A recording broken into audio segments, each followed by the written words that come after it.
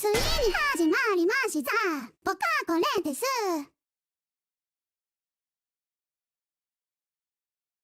もう一つシュワッと誰か抜いてくね。おい無小さいなんでもするからお続けを。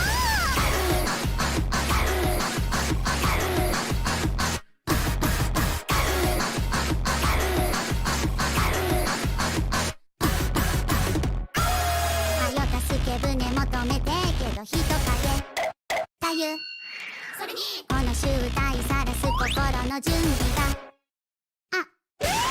管理されてるはさしが穴がから入りだがついにトライしぜこのチャンス今こそ伝えるべしじゃが今度しょってからちはチョックせはかしごぶりかさんだおったおせおけおってダメですはおったおせおけおってダメですもうこっち一体抜けんのじゃもっとみっと早くスイッチでもっともう一つシュワッポ誰か抜いてくね。おい無小さいなんでもするからお続けを。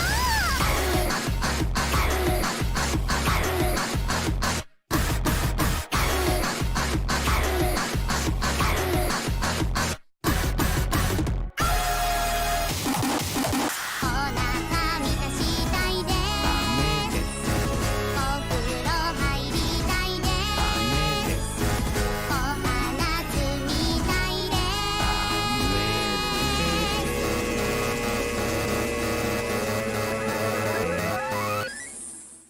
私の人生もダメです皆さん今までありがとうございました。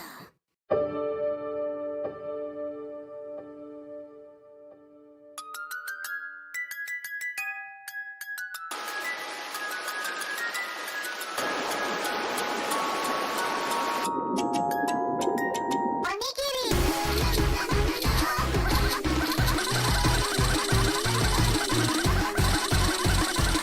ではたしごぶりかさんだおったおせおけおってダメですはおったおせおけおってダメですもうこっち一体抜けんのじゃもっとみっと早くスイッチでもっともう一つシュワッポ誰か抜いてくね。おい無小さいなんでもするからお続けを。誰か抜いてくれ。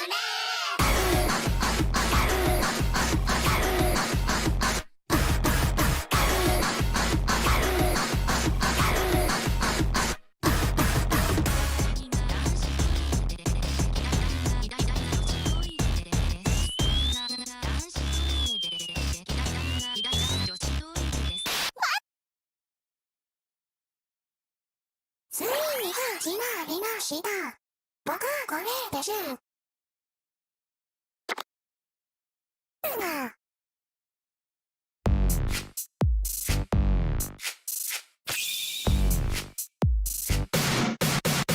おや手札を次くその次のターンで私が勝ち負けでその雑魚さの秘訣を教えてちょ無事無視ちゃねえかっこ悪く負けちゃダメほら頑張れ本気出したら勝てるんでしょ早く見せて通報者の自由地にそうずかこしこしこやつあいらずと知る口なしじゃけな家に超えてはあもう超えてんだ今意味やされどその場所の今じゃけな家に超えてはあもう超えてんだ現世界に向かったナストライ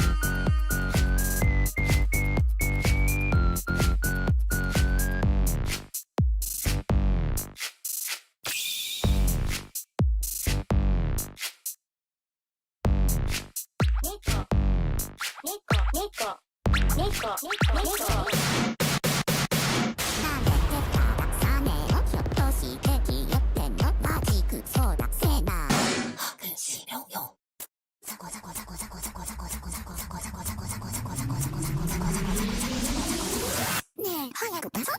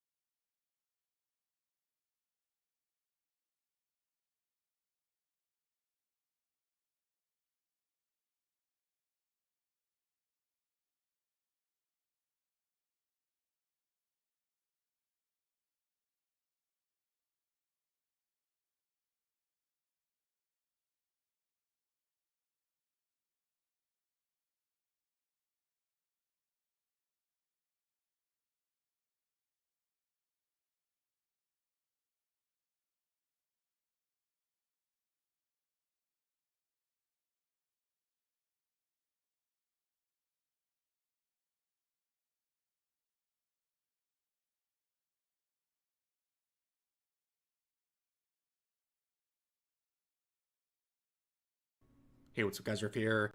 So all I can say to start this video off is, well, if it isn't the consequences of my own actions. Hasan Piker is now backing out of TwitchCon for this year because he is afraid of safety. He has safety concerns for others.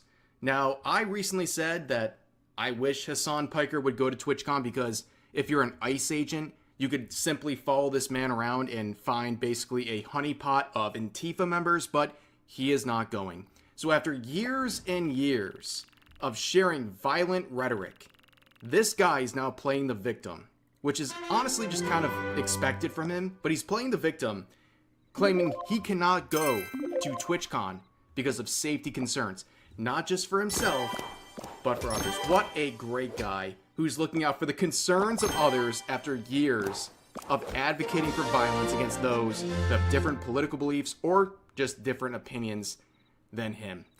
Well, before we get into all that, just know that Twitch is in a very bad position. Recently, the Twitch CEO and one of the biggest tier 3 subs to all the OnlyFans girls on that page, Dan Clancy, has been called to testify in front of a committee in Congress. That is a pretty big deal. He's not required to go, but he has been invited. And given everything going on with the current landscape, he should be there, but will he be there? Apparently this is going to happen on October 8th, so we will wait and see if Dan Clancy has the balls to actually show up. But of course, around that time, we have TwitchCon, the 10th year of this event.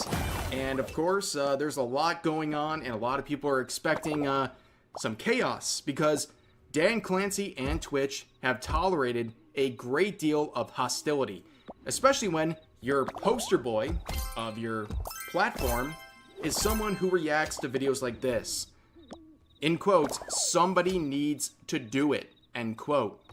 Of course, we know what exactly is being referenced there, and then one of the top comments says, just my mindset alone has become increasingly more violent than normal this year. Yeah, and now we have Hasan Piker, after stoking the flames for years and years, he is now claiming he won't be at TwitchCon because he's the victim and he's concerned about other people's safety. I missed the social Hasan era. There is unfortunately an obvious setback there because of, one, all the political incidents that have taken place, and two, how those political incidents have had some pretty significant consequences in how much I can go out in the real world and socialize with other people. As I said already, I'm not going to TwitchCon, not because I'm worried about my own safety, but I'm literally not going to TwitchCon because I'm worried about the safety of others. I don't want to put them in the fucking crosshairs if some psycho freak decides, like, I'm going to go there. I'm very publicly not going to TwitchCon for that reason. So make with that information, do with that information what you will. That's right, ladies and gentlemen. Hasan Piker is worried about your safety.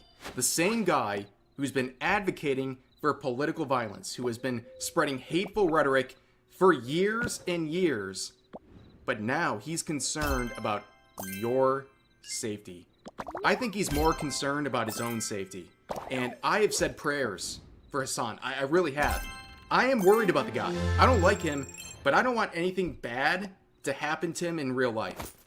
That's the difference, I guess, between me and him.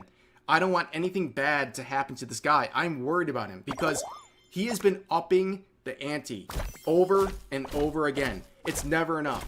He is, he shares some violent rhetoric and his audience gobbles it up. They love it and they want more. They want him to go further, and that's what he's doing. And he's reaching a very dangerous point. And even Dan Clancy, without directly mentioning the guy, he knows there are safety concerns regarding TwitchCon. And he has said there is a zero tolerance policy, and they're taking security extremely seriously. Yeah, okay. As pointed out by people like Tectone, for anyone actually going to TwitchCon this year, with the current climate of the world, if Twitch can't even moderate their own website, why do you think they can moderate a real-life event where documented attempts at murder and sexual harassment have happened with no one suffering real consequences? Please proceed with caution, guys. To me, and many others, it's really just not worth the risk. And he's entirely correct. And we have this comment from Asmongold a few days ago saying last year NMP, LOL, and Wake were sexually assaulted by a streamer and Twitch didn't press charges or pursue any form of legal action against him. Here's the video. It's pretty disturbing, guys. Okay. Oh. All right, let's not do any more of that. Thank you. Thank you. Nice to meet you, big brother. I think. Oh, sorry. Thank you. Oh. All right, I can eat that. Okay. Yep. Thank you. Thank you. Have a good day. You guys are incredible. You guys are the best streamers Yep. in the world. Thank you. OTK on top. So yeah, you're telling me people going to TwitchCon, they should feel safe, male or female. Like, I'll go beyond what Asmongold is saying. If you're not just a female, but if you're male, why would you ever feel safe at this event? And that's just the concerns regarding what Asmongold raised. But again, given the current climate, why would anyone with certain beliefs or even empathy for those killed by political violence, like Charlie Kirk, why would you feel safe at this event? I wouldn't. I really wouldn't. And then you have Hasan Piker once again stoking the flames. This was one day before he claims TwitchCon is not going to be safe. This guy opened his Twitch stream with 40,000 people watching, and he was singing Bella Ciao. Let's give it a listen. Partigiano, bella ciao, ciao, ciao. Hum it to himself like he did at the start of his recent stream, where people have been murdering and assassinating people, committing acts of political violence in the name of Antifa. And he opened his stream by humming their theme song. Do you think that's a coincidence? Because personally, I don't think so. And in case you're not aware, Antifa, very recently, on the 22nd of this month, was designated as a domestic terrorist organization. And this is someone who Hasan has spoke volumes about, even calling them extremely good just years ago. It's gross, man. It's really gross. And then we have this guy, Cenk, from the Young Turks, a political pundit, who happens to be the uncle of Hasan Piker, who's been going after Ethan Klein for his views of Israel and Palestine without understanding a single thing that Ethan Klein has ever said. And he's saying, let's turn down the temperature, but what about your nephew, dude? I don't know anything about Ethan. All I know is he was for the two-state solution. That was a perfectly reasonable thing to be in favor of. And now apparently he's become a zealot who's founding anti-Semitism everywhere. Is anti-Semitism in the room with us, Ethan? Okay, yeah, I know. Everybody's against you, everybody. No, the fact that Israel is now murdering tens of thousands of children is not the problem. No. It's that people are irrationally hating Jewish people. Nobody said Jewish people. We said Israel. You guys are the idiots saying, no, this genocidal maniacs in Israel represent all Jews. No, they don't. Stop saying that. You're doing great damage, okay? So anyways, Israel, you are not the boss of us. I know you are currently. So I guess in this scenario, it's like uncle, like nephew. Yeah, they kind of have the same habit of perpetually lying about their enemies. The people have different opinions than them.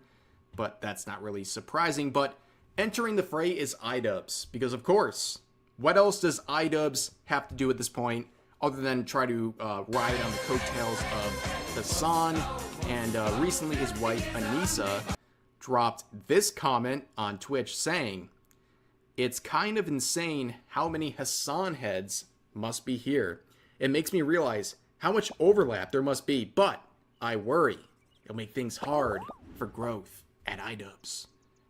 Yeah, I think he's doing enough of his own job, making it hard for himself. Just look at his YouTube channel. Minus 20,000 subscribers in the last 30 days. Ouch. And only 900k views in the last 30 days. This guy has 7 million subscribers. And this is a good opportunity to say, hey, if you like this video, please like, comment, and /or subscribe. It'll help me out greatly. And we can do bigger numbers than iDubbbz. Isn't that great? But anyways, yeah. Bad situation for everyone involved, whether it's Hasan, Anissa, or iDubbbz. TwitchCon is going to be interesting. I would not recommend anyone going to TwitchCon. I'm being honest. I do not recommend it. I do not think it is a safe environment. They can't moderate their own chats. How will they moderate their own security? That's really it. But for now, that's going to do it for this video. As always, feel free to share your thoughts about today's topics in the comment section down.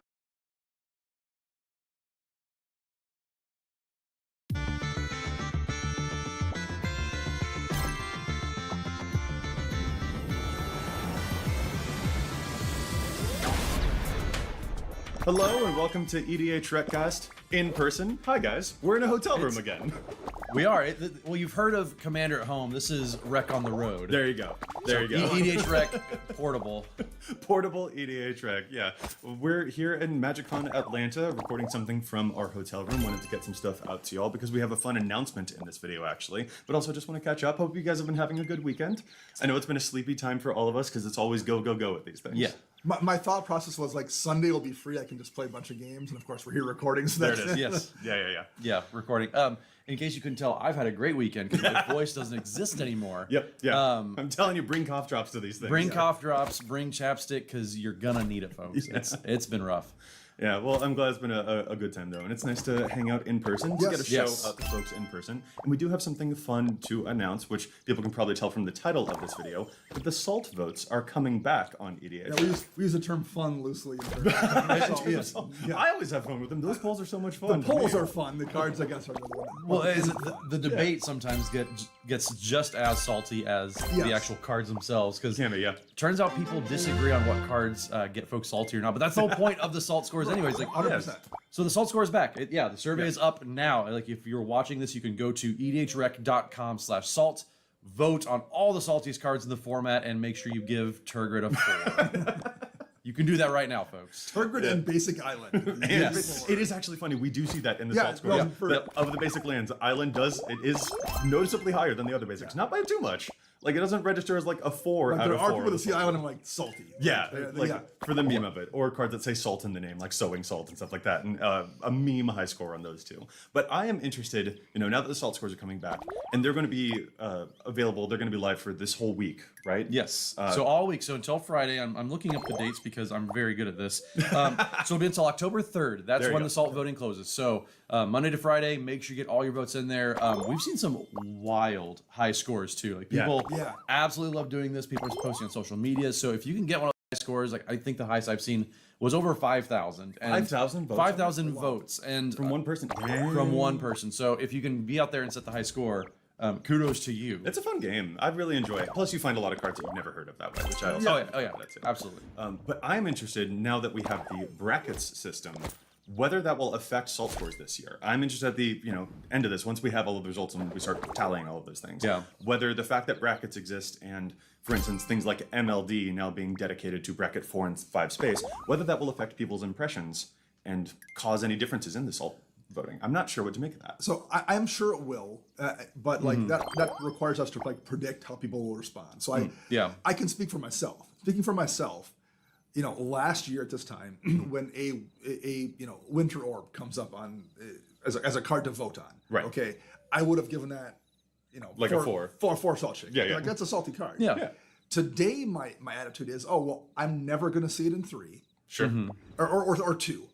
I'm unlikely to see it You in might 3. see it in some threes, But depending on like the play group. it's much less likely to see it in a 3. Like in 4, who cares? Like you're expecting to see it in a 4. Yeah. So it's much less salty for me because like I know whether or not I'm playing in a place where I'm going to see it. Right. So for me, it has definitely changed how I'm going to vote because a card becomes less salty because I know I am putting myself in a position to see it or not. Yeah. Versus some cards, we'll talk about cards that like we find personally salty later on. Maybe. Cards that like might show up anywhere Yeah. will annoy me more maybe because like I can't necessarily opt out of that experience in a way I can with the brackets. I do how about you think two? from year to year, the mass land destruction, the game changers, that's where I think the most flux is going to happen. Just because this is Yeah. now that we have brackets, this is the first salt voting because we only do this once a year. Yeah. So we haven't had a chance to do the salt voting with the brackets kind of Yeah. in mind. So all those points you said, every single one of them, I absolutely agree. I'm really curious to see if this makes game changers, the salt scores on those go down. Like you have stuff like, even stuff that like should be game changers, like the Great Henge and cards like that Oh my too. word, you're obsessed with the Great Henge. I really do think that should be a game changer. I'll still play it. I mean, but Yeah, I love that we disagree on that. I just, yeah. But still, like the cards that are game changers and mass land destruction, all those types of things. Yeah. I'm really curious to see if those salt scores do go down, just because people aren't seeing them in those situations that they don't belong here as much. Right. So to give you an example, like Armageddon, always a high salt score card. Always, yeah. But if you were exclusively a bracket 2 player, are you going to give it a salt score because you're never going to see it? I mean, they might actually give it a salt score because you're not supposed to see it. Sure. So if you are, and That's you what I only ever wanted play to bracket 2. That's what I wanted to pose is just like, do we think that like these being dedicated game changers or like any mass land denial or like resource denial cards, like the Winter Orb, like the Stasis, which are historically these most salt-inducing cards, we see the highest scores for those every single year. Whether like them having a dedicated space just like amplifies that spot and like continues to keep them there and cements it rather than flexing it. Like I feel like it is going to go one of those two directions. I just don't know which. I think it could be a push and pull too. It might bounce because I think some people will go one way and other people will go the other way. So like I think it's and it might end up bouncing out and maybe nothing changes. And that's gonna be like really disappointing because I really do like seeing the results and just comparing year to year too, because you can really do see some numbers that evolve over the time, that's the interesting part to me, is to see how the perception of some of these cards changes just as new solutions are introduced to the format. Yes. Well, and we're also talking about scores going down, but like I'm wondering which ones will maybe go up. Sure. So thinking of the one that jumps to mind, Trouble in Pairs. Oh, okay. Maybe one of the best draw options in white you could run in bracket 2.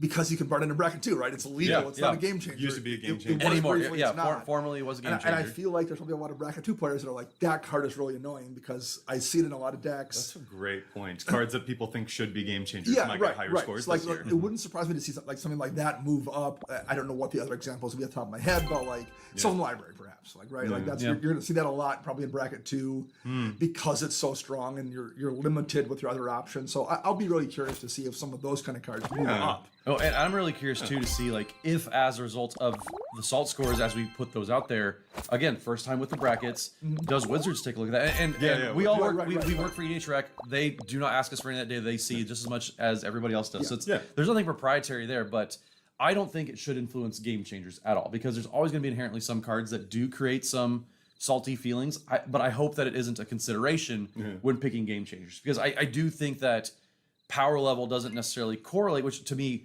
the game changer should be based on power level as like the driving factor in my mind. Yeah, we're having a bit of an observer effect that could potentially bias things here. Yeah. So hopefully for people in decision-making positions here, it is something that they can keep their eye on, but it hopefully isn't going to sway things too much more.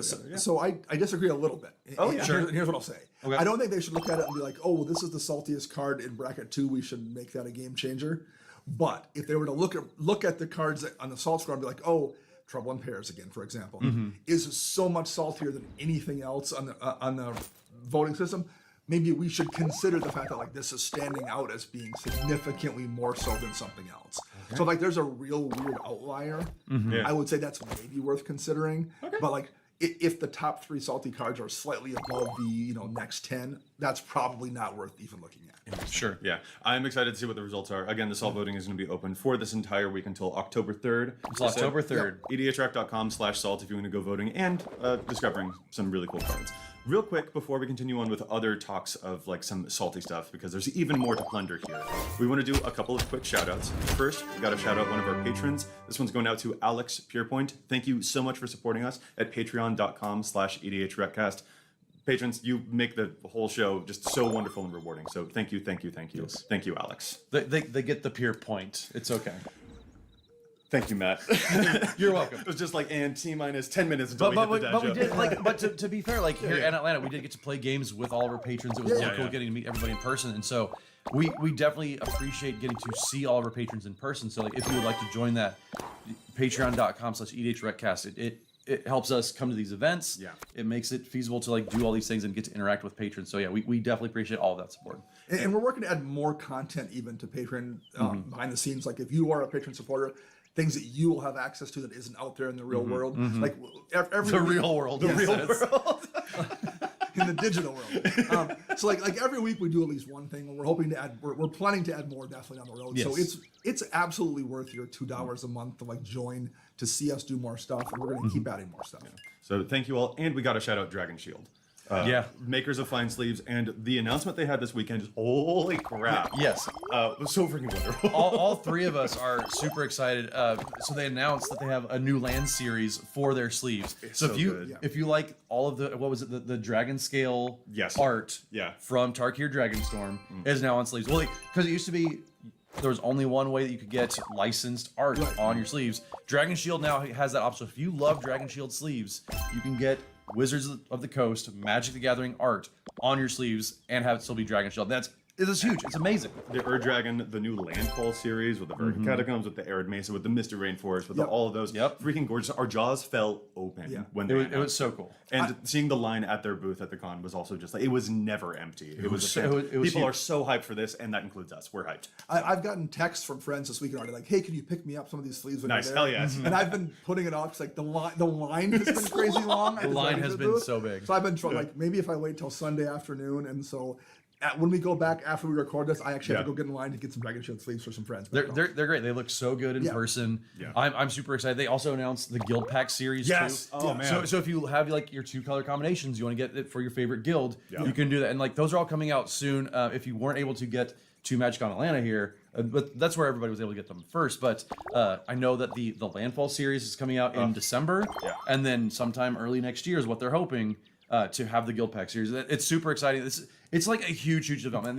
The people that win the most are players out there who just love having like this art that they love on their sleeves. Yes. And there's an Ur-Dragon sleeve too. Yeah. Yep. Which is the most popular commander in EDH Rec. So like, by association, I'm assuming if you all start building Veil Candlekeep Researcher decks, so it becomes the most popular, I can then get Veil sleeves from my deck. So like, you know what, 20, 30,000 more of those decks out there. Yeah. You guys can help me get sleeves actually I want for one of my decks. We can make that happen. Funny part is you don't have to actually do that. You don't need to submit like 30,000 decks. Their sleeve crafter That's is true. still Okay, there. that's true. You can go to the sleeve crafter, get custom sleeves with whatever you want. So if you want a picture of our like shining faces, I mean, You got us all mugging for the camera at the same time. you could still do that at Dragon Shield. So no matter what you're getting with Dragon Shield, make sure you use promo code EDHREC. Yes. It's going to get you a discount and lets you know that we sent you there, and it helps support the show, same way as Patreon does. So make sure you check them out. Yeah.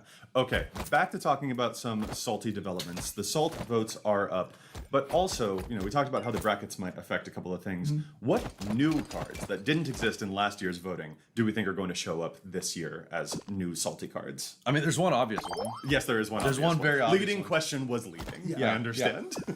And honestly, I don't know if there are any ones that are problematic.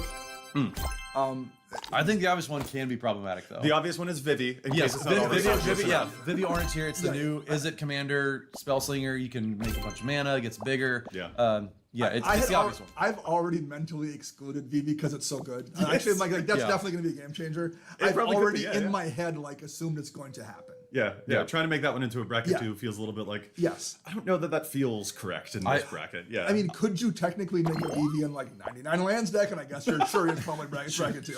Like you could build the dumbest version of that deck and make it bracket two, but outside of that, it's busted. I have a friend who he's getting back into Magic with Final Fantasy and like really getting invested. And both know him too. He pulled a Vivi. It's one of his favorite Final Fantasy characters. Yeah, me too. And I was like, man, buddy, I'm glad that you're excited to build this character that everybody knows and loves. Yeah. But there's not really point unless you're trying to go really hard. The attention that Vivi gets, no matter what happens, when you sit down the table. If you say that you're playing like bracket 2 and below, I'm just not going to believe you. It's hard to buy. It feels like it's in that Joda tier. Yeah. Of like, this is just a rough experience. Even if you're trying to hold it back, you have to try so hard to keep it actually restrained. So I completely agree that Vivi is going to be one of those that we see get a high salt score. For sure. Any others stand out to you though beyond the obvious one? One card that I played against both of you when we got together last time. So Thera the Super Void. Oh, like that. The Grave Pact-y thing? The Grave Pact type of effect, Dictative Erebos. It's not as oppressive. I did notice. I agree. Because there's a clock on it where after a certain time, like if you've crushed everybody, if it turns into a board wipe, it goes away and then it turns the corner and finds a way to win you the game versus being downward pressure forever. Right. Yeah. But I do still think that it does the same thing that Grave Pact and Dictative Erebos do, where it puts a ton of pressure on the game, it keeps people from participating. And so in that same vein, if say Grave Pact is a 4, I think it's fine to give that a 3. So it's new from Edge of Eternity, so maybe not a lot of people have seen it yet. Yeah. Legendary, so you can't stack those effects either, which definitely was needed with that card. But so Thera the Super Void is a card that it wouldn't surprise me to see it pretty high as far as new cards this year. It's not a problem, but I completely understand why someone sees it pop up as Yeah, Yeah. It's sort of F an that immediate card gut for- reaction is Yeah, something that yeah. the salt Yes. scores do honestly measure because you see it, you read it, you immediately click. yep. There's something of a gut reaction that we're capturing in that, and I think that could be one of those that inspires it for sure. One for me, and this is sort of just like a general sweeping across the board thing. I think Spider-Man cards are honestly going to get higher on average salt scores than most other sets because people just Maybe. really don't seem to be vibing with the set very much. So I would expect that they might take their feelings out a little Sure, bit I on can some of see those erroneous cards that happen to show up. I can see that a little bit. I think that has mellowed out a little bit, just that sentiment of like general like hope so. dislike for it. Just because now that we had the pre-release last weekend, people are starting to open the cards this weekend. I think it has mellowed out a little bit, and like people are getting back to being excited for a new set again. But I do agree that like there was a ton of disdain online for it. And, It really was, yeah. So it wouldn't surprise me, but I'm kind of hoping that like maybe people have like chilled a little bit. They took their chill pill. It's kicking in now. Yeah. But we'll see. Because it's certainly not in any way the same type of quote salt as something that is super powerful. Yeah, it is. yeah. So it is a different type of gut check, Yeah. but it is just interesting, and I suspect that we'll see a trend there. Nothing like huge spikes necessarily, but if we were to measure like salt amongst sets, I think Spider-Man will sort of end up getting in that direction. Is an expectation that Probably. I have. We'll see. If it Dana, what about you? I have one more that I'll throw out there. I think people understand Vivi is salty because even if they've never played against it, you've seen what it does in other formats where people have talked about it. So like there's an instinctive response to giving it a salt score of 4. Yeah. I think Storm from the X-Men card. Sure. Yeah. But I think people have missed, like, it's not doing things in other formats. Like people might like, oh, Storm, that's fine. But if you've played against a Storm deck, you're giving it a 4. Like, I'm serious. Like it's a miserable time suck of an experience. It's a lot. And I love Storm. Storm's one of my favorite X-Men characters. It's a great looking card. Oh, sure. It's a terrible experience because like the person either takes like a 15-minute turn and doesn't win, or takes a 15-minute turn and win. But either way, they're taking a 15-minute turn. Right? Yeah. All it does is like take your time. It's not fun. I think Dana's campaign against Storm is similar to my command of Turgid? my Yeah. command on Turgid. Yeah. So like having played against that card, I would understand like clicking 4 immediately. Yeah. That's a good shout. The only other cards I can think of that might be like newly arriving to the salt list is any promo version of Aether Drift. Oh 'Cause yeah. those are hideous. And just seeing those be real Sure, makes okay. my like heart hurt. That's so funny. All right. Well, okay. As sort of an addendum on this, one other question that I think is worth asking is a bit more personal for Okay, us. sure. Like these are some cards that we suspect might be out there, you know, because salt voting is crowdsourcing. But we also all know a lot of those cards that historically have gotten high salt scores. I want to ask, what other cards that don't usually get a somewhat high salt score do we personally vote high for when we're doing the salt scores? So like we already know that Turgid does actually get a high salt score. Yeah. A lot of people feel the way that you do about Yeah. Turgid. But what other types of cards that don't actually reach up there do we think this time around, if we saw them on the salt voting, we'd be like, okay, that's a 4, or okay, I'm getting that a 3 out of 4, or something like that. What other things kind of hit there? So I'll put one out there. And again, my caveat for anything I want to mention here is I don't think any of these cards are problems at all. Yeah. It's just like they have some like mental trigger for me that like makes me really dislike it. So popular cards. There's The Ur Dragon, the Ur Dragon, the Ur You are not wrong. But one that comes up is Atali Primal Hunger, 12-cent card. It's in like a bunch of pre-cons. You see it in a ton of decks. It's very good. Don't get me wrong. It's a really good card. Wait, Primal Storm or Primal Hunger? The Golgari one or the Mono Red one? The Mono Red. Really? That Yeah. one hits for you? And here's why. That's so weird. What? It's not bad. There's nothing wrong with it. It feels like it generates a ridiculous amount of value beyond the effort it takes to do it. You just play it and you're like, no one has a removal spell. I'm gonna get 12 mana of value every turn from here on out for nothing. For showing up. It is wild. 6 mana to cast. It is. And It's- it's attack. I'm telling you, I threw a caveat. It's a fair card. There's nothing wrong with it. That's wild. I have a much bigger reaction to the Golgari Atali. Yeah, the one as soon as it hits gets the value. The Yeah. difference is that you see that less because like people have to. Usually, there's a plan for that as a general good piece. It just annoys me. Thank you for confirming that the salt is allowed to be Yeah. irrational. It Dana. is.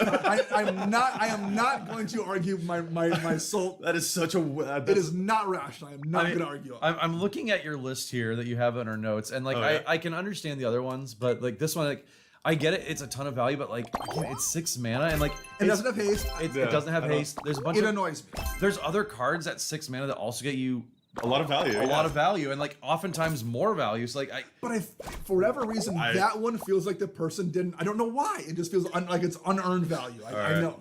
I don't get. Dana just hates dinosaurs for some I reason. guess. I concede the irrationality of my Dana didn't choice. eat enough dinosaur-shaped chicken nuggets when he was growing up like we did. There you go. I'll go for one of mine, and maybe we'll see, an irrationality check here. Okay. I am pretty often kind of surprised that a card like Telepathy doesn't get a higher salt score. That's the 1 mana blue, everyone plays with their hands revealed, except of course for you, the person who played it. It's just a time suck. It's just everything's on the table, and you have to constantly like crane your neck to look over to what other people have. And it also feels like it stymies a lot of play. It slows things down because everyone's like wanting to make exactly the perfect move now that we have near exact perfect information. I don't care for Telepathy. Yeah, so Telepathy's saving grace, probably on the salt score list, is it hasn't a reprint since like what? It's Magic 10 or something. you don't It's see very it. old. It's very old. So I would tell you, if Telepathy showed up in a standard set tomorrow, it would spike on the salt score because people who don't know it existed are like, oh, this is awesome. I'm putting it in my deck. So like, I think obscurity is what keeps Telepathy down in the salt score. Yeah. It is absolutely a salty card. Yeah. It just like, oh, you spent 1 blue mana and half of my board space is gone. It's not even stuff on the table. Right, it's not even what it does in terms of like power. It's just like, oh, I have to like move all of my stuff around and put my hand on the table. It's invited some tedium into the game. Yes. And to your point of like the obscurity, I would also say something like a Mana Breach is a card that like shifts what color every land makes, and I'm just like, I don't want to keep track of all that. Yeah. Like that is the kind of thing that would also activate the salt score for me. But historically, those things are obscure enough that people don't have that immediate reaction when you see them. So you just kind of read it and you're like, yeah, whatever. I'm not having the same reaction to this as I am to a Winter Orb. So historically, those have gotten lower salt scores, but I personally vote them. I think that what might happen with Telepathy too, because of the discovered disdain, not quite demand, but disdain for it, it might also happen with all the cards, like the older cards they added to the Game Changers list later on too. Yeah. So you have cards like Tabernacle, like Mishra's Workshop, like all these old cards that like just nobody knew on a lot of commanders, because a lot of commander players are relatively new to the game versus vintage players who know exactly what those cards do. Game is growing. You're just drawing attention to those cards, and so people like may have never known that they existed, but now they're game changers, and they're like, oh, I'm seeing that. Oh, now like, and so the salt score on Workshop might go up and stuff like that. And Telepathy is a kind of a similar thing where it's hiding under the radar, and the more attention is called to it, so the more people are going to be exposed and maybe form an opinion on that. I don't really care one way or another with Telepathy. It removes some of the surprise, but also. It also, like me as a green player who you know me, like I put everything on the That's on true. the Your field. hand is already in. I want to know if it's safe to deploy more forces, even though I've already got the game in hand. So that for me, like I would play Telepathy just because I want to know if it's safe to like overextend or not. No, That's so funny. so I have zero problems with like its impact on the game in terms of like my playing cards. I think it's actually a very cool mechanic. I'm entirely talking about me having to move things around on my playmat and put my hand down. Like it's entirely like the logistics is my issue with the card. Sure, that's so funny. I love that. Like my hand is already in play. I'm playing green. Right, I'm sure, already yeah. there. That is super funny. I'm hellbent. Who cares? Yeah, that's So. great. Any for you though?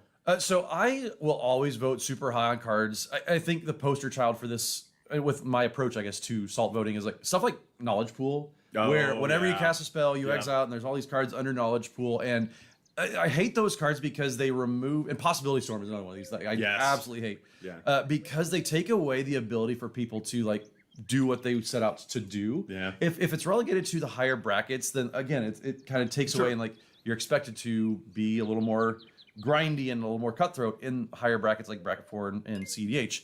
But in normal pods, if you're doing like a Teferi and Knowledge Pool lockout, then like get out of my world. I have no need for your negativity. Sashay away or whatever you say, Joey. I appreciate that. But yeah, so Knowledge Pool, like and just any cards in general, I think to sum it up is the cards that take away people's agency to like participate in the way that like the normal rules function. Yeah. Those are always cards that I will give 4s to, 3s to, because like people want to play the game, and cards that like prevent people from playing the game as intended. That's where I'm like, Come on. Yeah, Get out of here. Historically, we do see a lot of variants on chaos causing cards. Like, Yeah. I think Thieves Auction and something like that do average around a score of like a 2 out of 4 in the Salt score, because a lot of people will give them 4s, but a lot of people give them 0s. They're like very divisive, and we tend to see that historically. So like the Knowledge Pool-esque type of cards that also kind of fit within a similar category is a very, that's an Our Warp World friend, he'll put Warp World at a 0. Yeah. But we'll outweigh one it. else Like, will. we'll raise the average and put it up at 4. So Yeah. Oh man, that's so silly. Another one for me would be, I think it's interesting that we tend to see stuff like Turgid and stuff like Notion Thief historically get higher salt scores, but the actual like mass discard outlets themselves rarely get as high of salt scores. Like Cabal Conditioning or Sire of Insanity, cards like that, which just force everyone to basically discard their entire hands. I'm less of a fan, and I would personally have them inch a little bit higher compared to just the payoffs getting a little bit higher. I think when they're unilateral like that, something in a player's mind kind of clicks a little bit. Yeah. Where they see like, well, I'm not the only one having to discard. Like, it's also helping me kind of indirectly because it makes Dana discard, it makes Joey discard, along with me and the person who cast Sire of Insanity, for example. So I could see why that doesn't get as high, because there's enough players that see it like, well, it's everybody, so... And symmetry is always fair in Magic, isn't that right? Well, especially when it's scheming symmetry. I see what you did there, but I'm not. Okay, you're not I'm not recognizing going to it. reward that. Okay. This is one I think it depends on how often you run into it. For whatever reason, I very rarely ever run into like mass discard. I agree. I understand why it's salty, but like I have run into way more incidental mass land destruction or incidental like stasis-ish kind of stuff versus discard. So I get it, and if I run into it a bunch, I would find it salty too. I just don't see it, so like it's one of those things I kind of don't really think about as being salty because it's not done in the area I play in. So you just mentioned stasis. I'm going to take this opportunity to bring up a really funny situation that I saw this weekend. So this is unrelated to salt votes, but it was very fun like in light of that. So somebody cast a Teferi's Protection. Everything phases out. Their life total can't change till the next turn. Well, somebody else played a stasis in response to that before they got their next turn. Okay. Which skips their untap step. Oh, That's when things phase back in, is during the untap step. Oh no! So wait, did they just stay phased out? How does that work? They stay phased out. What the freaking freak? So if you want to counter somebody's Teferi's Protection, just play a stasis. It was the wildest situation I have ever come across, and I just could not wrap it. And the person loved it. Like, thankfully, the person who got stasised out accidentally was a really good sport. Like, I love seeing situations like that. That's really cool. That's very fun. But yeah, just you said stasis, and it reminded me of a very fun play from this weekend. So if you want wild things like that on the battlefield, come to these So Magic Matt Concerts. says run a stasis in all of your decks. I'm not saying just that. in case someone casts Stasis is the saltiest card routinely. Every year that we've done the salt scores, it has been extremely high. Well, the top 5 cards every single year. It's amongst the top 2 every single year. Yeah, it's Aiden Winter are like changing up. interchangeable. Yeah.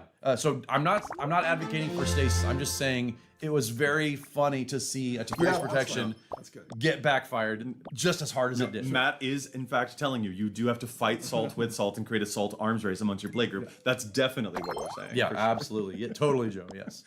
Any others that we vote high for? Any other I mean, there's something like I have a couple mechanics on here, but it's kind of an Atali situation. Like I can't stand Cascade. I can't stand Discover. I get why they're interesting in like a different environment. So like if you're playing a modern deck, you have to have a plan. I'm going to cast a Shardless Agent, and I need to have something I'm planning to hit. So I'm building my deck a certain way. I'm including some cards. I'm not including some cards. It's an interesting mechanic, I think, in Modern. In Commander, it's just free stuff. I'm playing this thing that's giving me free stuff. Dana and I'm gonna hates free stuff. He's so different from us. I love free. Food tastes best when food is free. I love free stuff. So clearly between this and Atali, I feel like getting things you didn't earn annoys me. Quote, earn. Listen, yes, I know. Again, I understand that that's a ridiculous thing to say. I'm a Reanimator player. I'm cheating mana costs all the time, Dana. So I can't follow you down this road. No Maelstrom Wanderer player ever earned the thing they got off. Wow. None of them ever did. Wow, hard stances. I'm going to give Dana a salt score of 4 in my voting. Maelstrom Wanderer players are all Nepo babies. They just got it for free. Meanwhile, I'm over here Sylvala stampeding like a civilized person. Yeah, Matt's over here Elvish Piper and creatures into play for totally free, and it's just, oh man, that's so silly. I love that we can like find these like little proclivities amongst each other though. I feel like we need to make like a T-shirt. It's like gentlemen cheat and in parentheses in Magic. Sure. Just like we need that disclaimer, you shouldn't cheat on your partner, but like in Magic, we do. In Magic, we do. So I have I can't one, follow you down this road either. That's fine. Okay, don't make that shirt then. so I have one more, and this also could be a category actually. And this is a card I don't see much anymore, but Marisol the Pretender, as a commander, used to always annoy me because the way Marisol works, you play and you exile a card, and Marisol has access to the abilities of the exiled card. And when I used to run into Marisol decks regularly, we're talking like 8-10 years ago or something, they're always exiling very useful things, but like it's just random uncommon from Stronghold, and I'm going to exile this one card from Alliances that are very good, but you are now making me do a bunch of mental work. Yeah. I have to remember these 3 cards you have exiled that you're going to occasionally use for abilities. So as a category, things that make me do extra labor mentally are very, very salty for me. Yeah. Dungeons are the same way. Like I can't read that upside down dungeon with 4-point font. So you're making me do extra work to analyze like where that's at, and like, oh, now I accidentally took the initiative. I have to get my own little dungeon out and keep track of that. So that's the thing that makes me salty. Stuff that makes me do extra work. Yeah, so you don't want to get assigned homework. No, So what for you sure. felt about Strixhaven with all of the 2-sided logic. I did, text. yeah. Well, and they make you learn on Strixhaven concepts. I don't want to do that at all. You're still as the employee. I'm not here to learn. I'm here to play my stuff. Muscles- It's all on the field. Muscles go boom. Wow. Oh my word. It is interesting to see all these patterns amongst us. I am again curious to see what the results will be at the end of this, especially given new cards, new shifts in the format, new updates, and of course with the way that the brackets will potentially affect these things as well. It'll be very interesting to see these final results. Yeah. I mean, it's always interesting. I'm glad we do this. I'm really glad the community really gets invested in how well this goes and just how many times they vote. People are showing off their salt scores and their vote scores. I think the first time we did it at EDH, we were all kind of shocked At how popular it was. how popular it We was. were also we were all surprised for sure. Yeah. And so like it's one of those things like we do it every year because like now it's exciting to see that kind of response that we were not thinking people would be that into. Yeah, but no, thankfully they are. It's been neat to see. I don't know. It's cool having this project coming in for the week after the con, where we've gotten to see a whole bunch of people experiencing like in the joy of it, and then to have this be another thing that they can dive into once that is all finished as well. There've been a lot of fun updates over this weekend, and it's neat to have this be just one more piece of that puzzle, I guess. Yeah, well, and people are riding the high from Atlanta, and so like everybody's getting home, and maybe that's going to influence the votes a little bit too, because there's a lot of cards coming out, people getting to play in person, and yeah, maybe that has a little bit of an influence. I don't know if it's going to be widespread because there's only 16,000 people here in Atlanta playing Magic, so Yeah. No, it's been a great time. So really excited to see that Vivi will get like a 3-point whatever probably at the end of all of this. But it's been a good time. Any other things that we should say before we wrap up with this short hotel episode of the EDH Rec podcast? the wreck on the road. The wreck on the road. We decided that. So Yes, and I am here too. I also ran. These are fun. We did the one in the hotel in LA. This has been fun too. I think we should.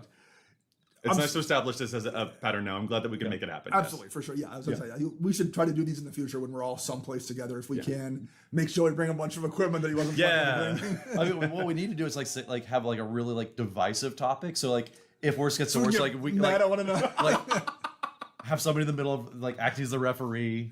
Is that what you've been this whole time? That's why guys in the middle. Right. I'm not here to learn, so Fantastic. I'm having fun. Yeah, it's been a fun weekend. We're going to finish up this recording, get some stuff out to y'all, and then head back to the con to experience a little bit more of that go, and fun times. But this was really great. Thank you guys for recording with me. And with that, I guess we're going to bid each other adieu. See ya, everybody. Thanks for joining us for the Wreck on the Road.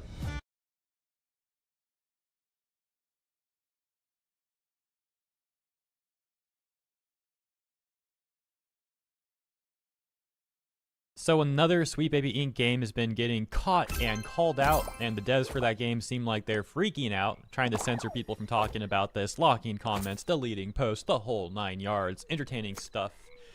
And we'll take a look at this game in a second, like some screenshots or maybe a little video of it if they got that on the Steam page. But first, the context, because I think it all started here with Master of the Total Defense Shogun saying Sweet Baby Inc. detected.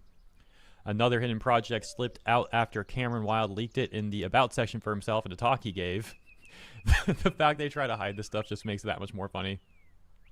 It's like when people were looking at Sweet Baby Inc.'s like client list or like games they worked on, whatever it was, on their website a year ago or 2 years ago at this point, and then eventually they just took that whole part of their website down to try and hide that stuff. But anyways, he says, Winter Burrow is a cozy woodland survival game about a mouse returning home to restore their childhood burrow.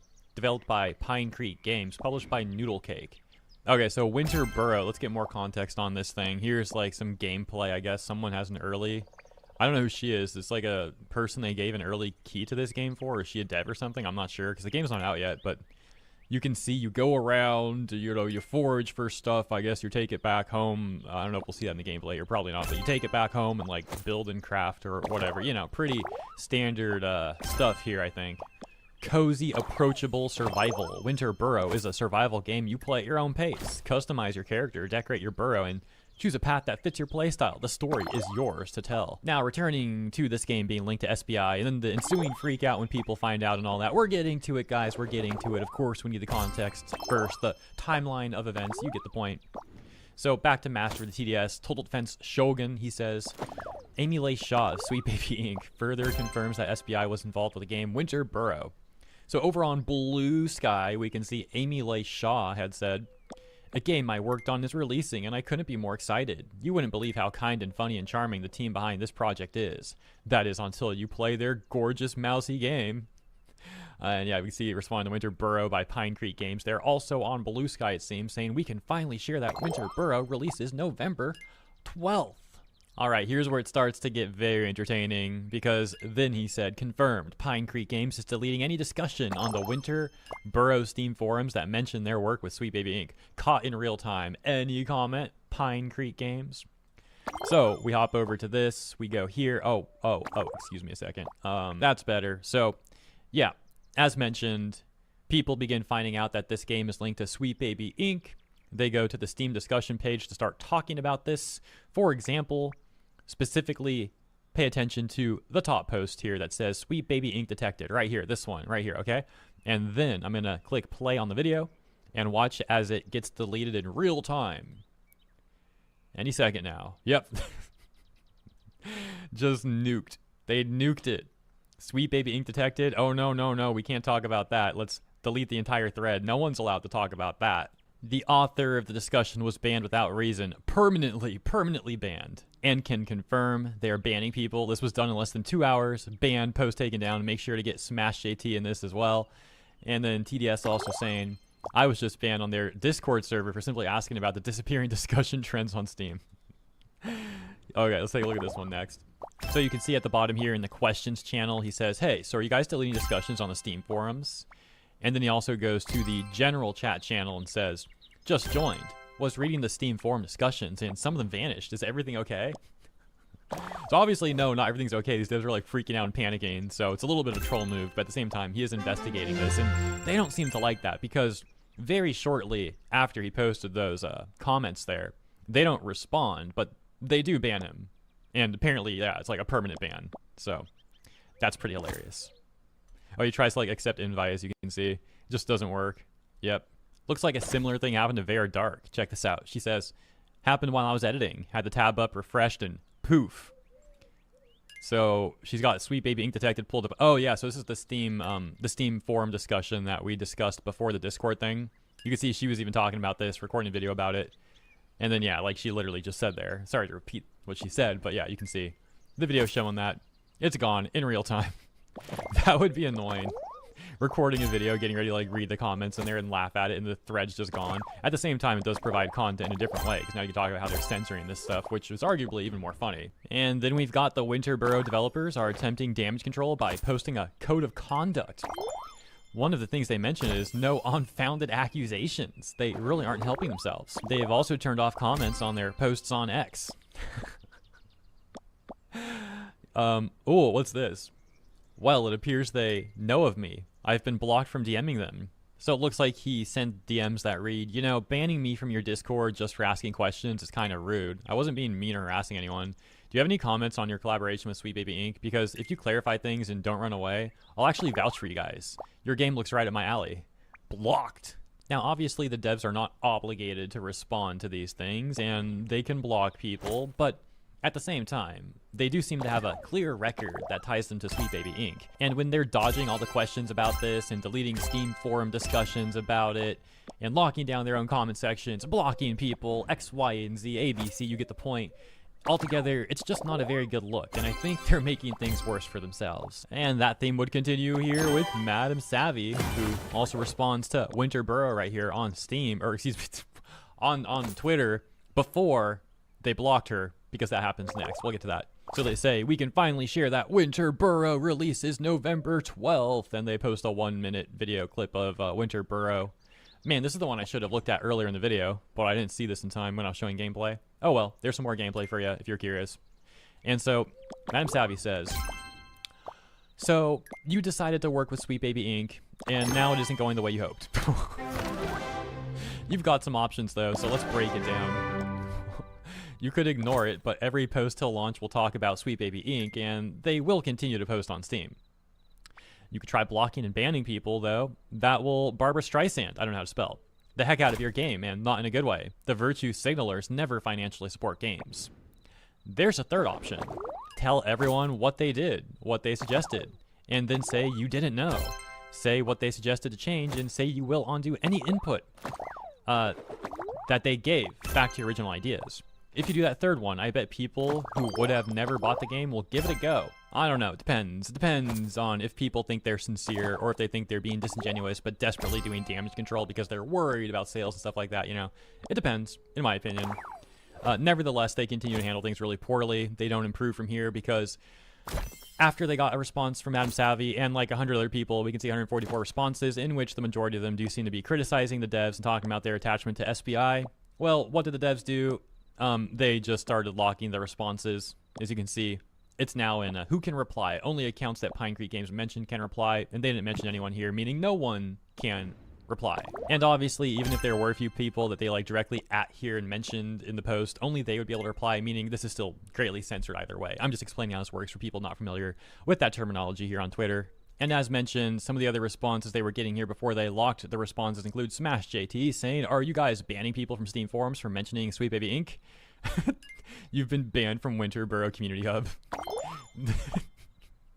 Comment in question, why would anyone work with SBI? So this seems like a very rhetorical question.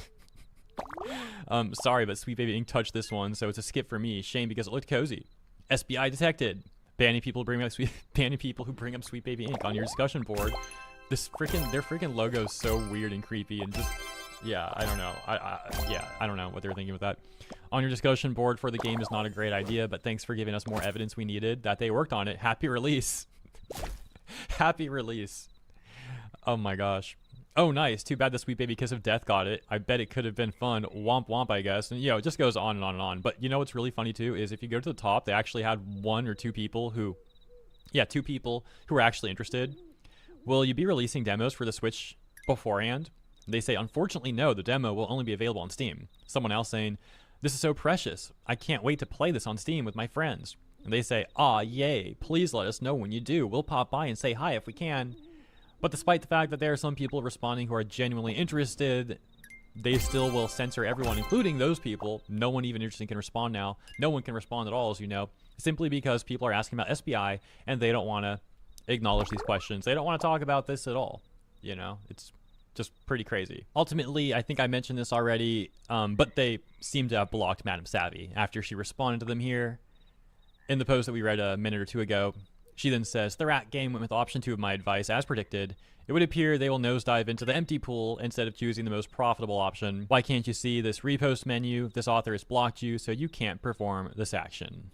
Well, that was fun. Thanks for tuning in. Hope you enjoyed this one. Let me know what you think about it in the comments. And yeah, thanks for tuning in. I'll see you in the comments. And in the next one, have a great day.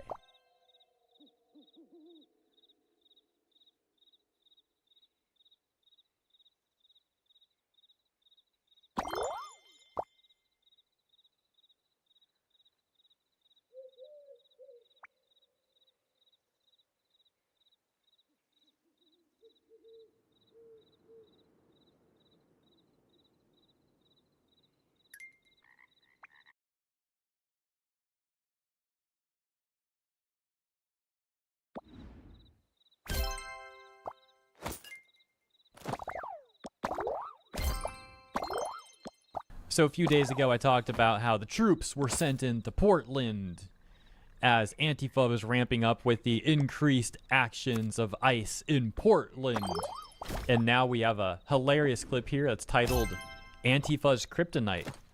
And what we have is this black man here with the hat that says "Make America Great Again." And you can hear the protesters and Antifa, whatever, just seething in the background. It's great. Take a look at this. It's a little too loud. Oh, but you can already hear immediately. Let me lower the volume a little bit, but you can already hear immediately someone in the background's like, your ancestors are going to be ashamed of you. Like, what is this guy, out of Skyrim or something? Isn't that like a Skyrim quote? I swear. One of the Nords says that to the Imperial in the beginning. Because I seen or ancestors or something. He's whining about something. You get the point. Female here, and she was being surrounded by all these people. And hey, I got a job right here. I work at Taco Bell. Okay.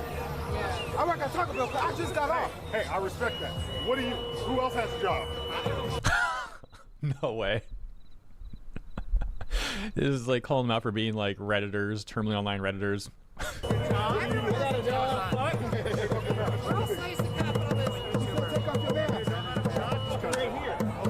The cameraman catching the bubble. The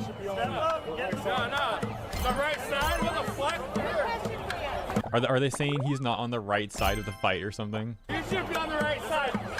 Yeah, it sounds like it.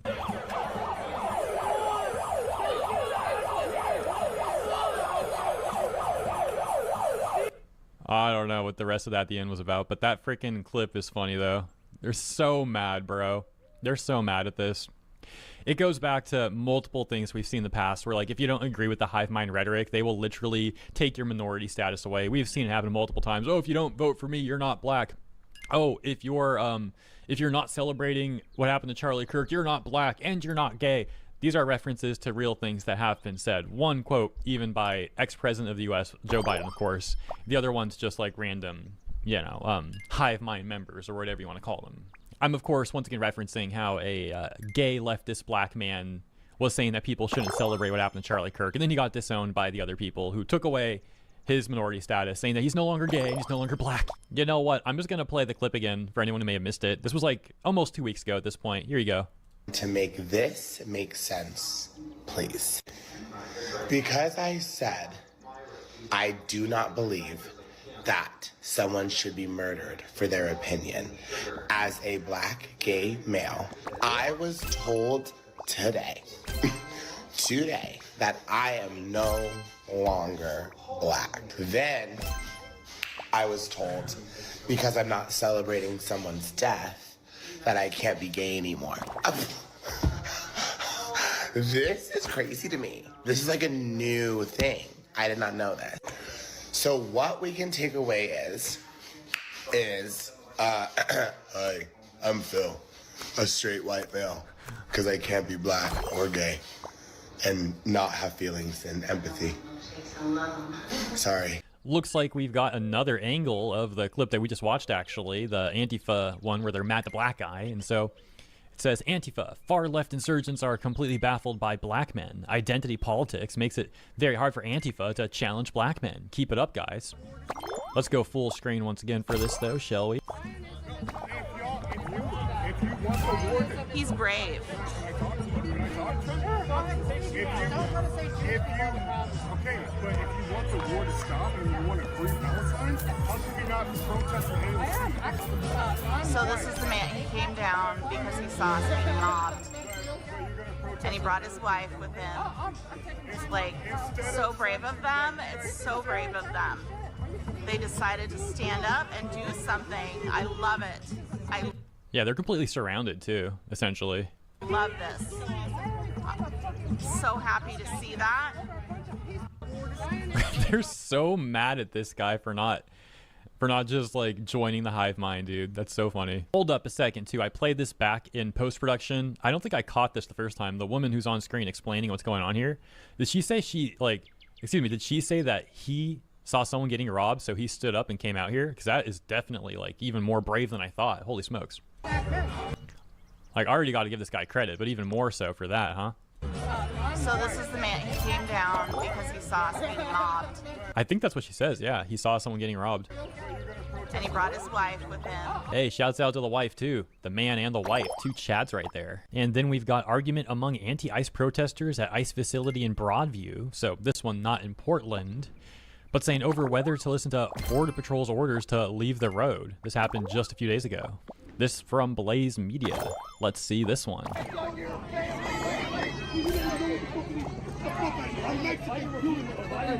Shut the fuck up, because I don't want my people getting hurt. Because over you, stupid my ears. Not because of you. I'm fighting for human rights, you dumbass. I'm not gonna do what you told me to do, you fucking dumbass. You don't got no brain. You're stupid. I got love for my country. Fuck up. I just want my people to be right. I just want my people to be right. He told people to get out the street. And back to Portland, we've got breaking. Antifa just defeated Portland police outside the ICE facility, assaulting one of their officers, causing them to retreat. What the frick? Arrest them all. And has zero streets right now. The National Guard is necessary.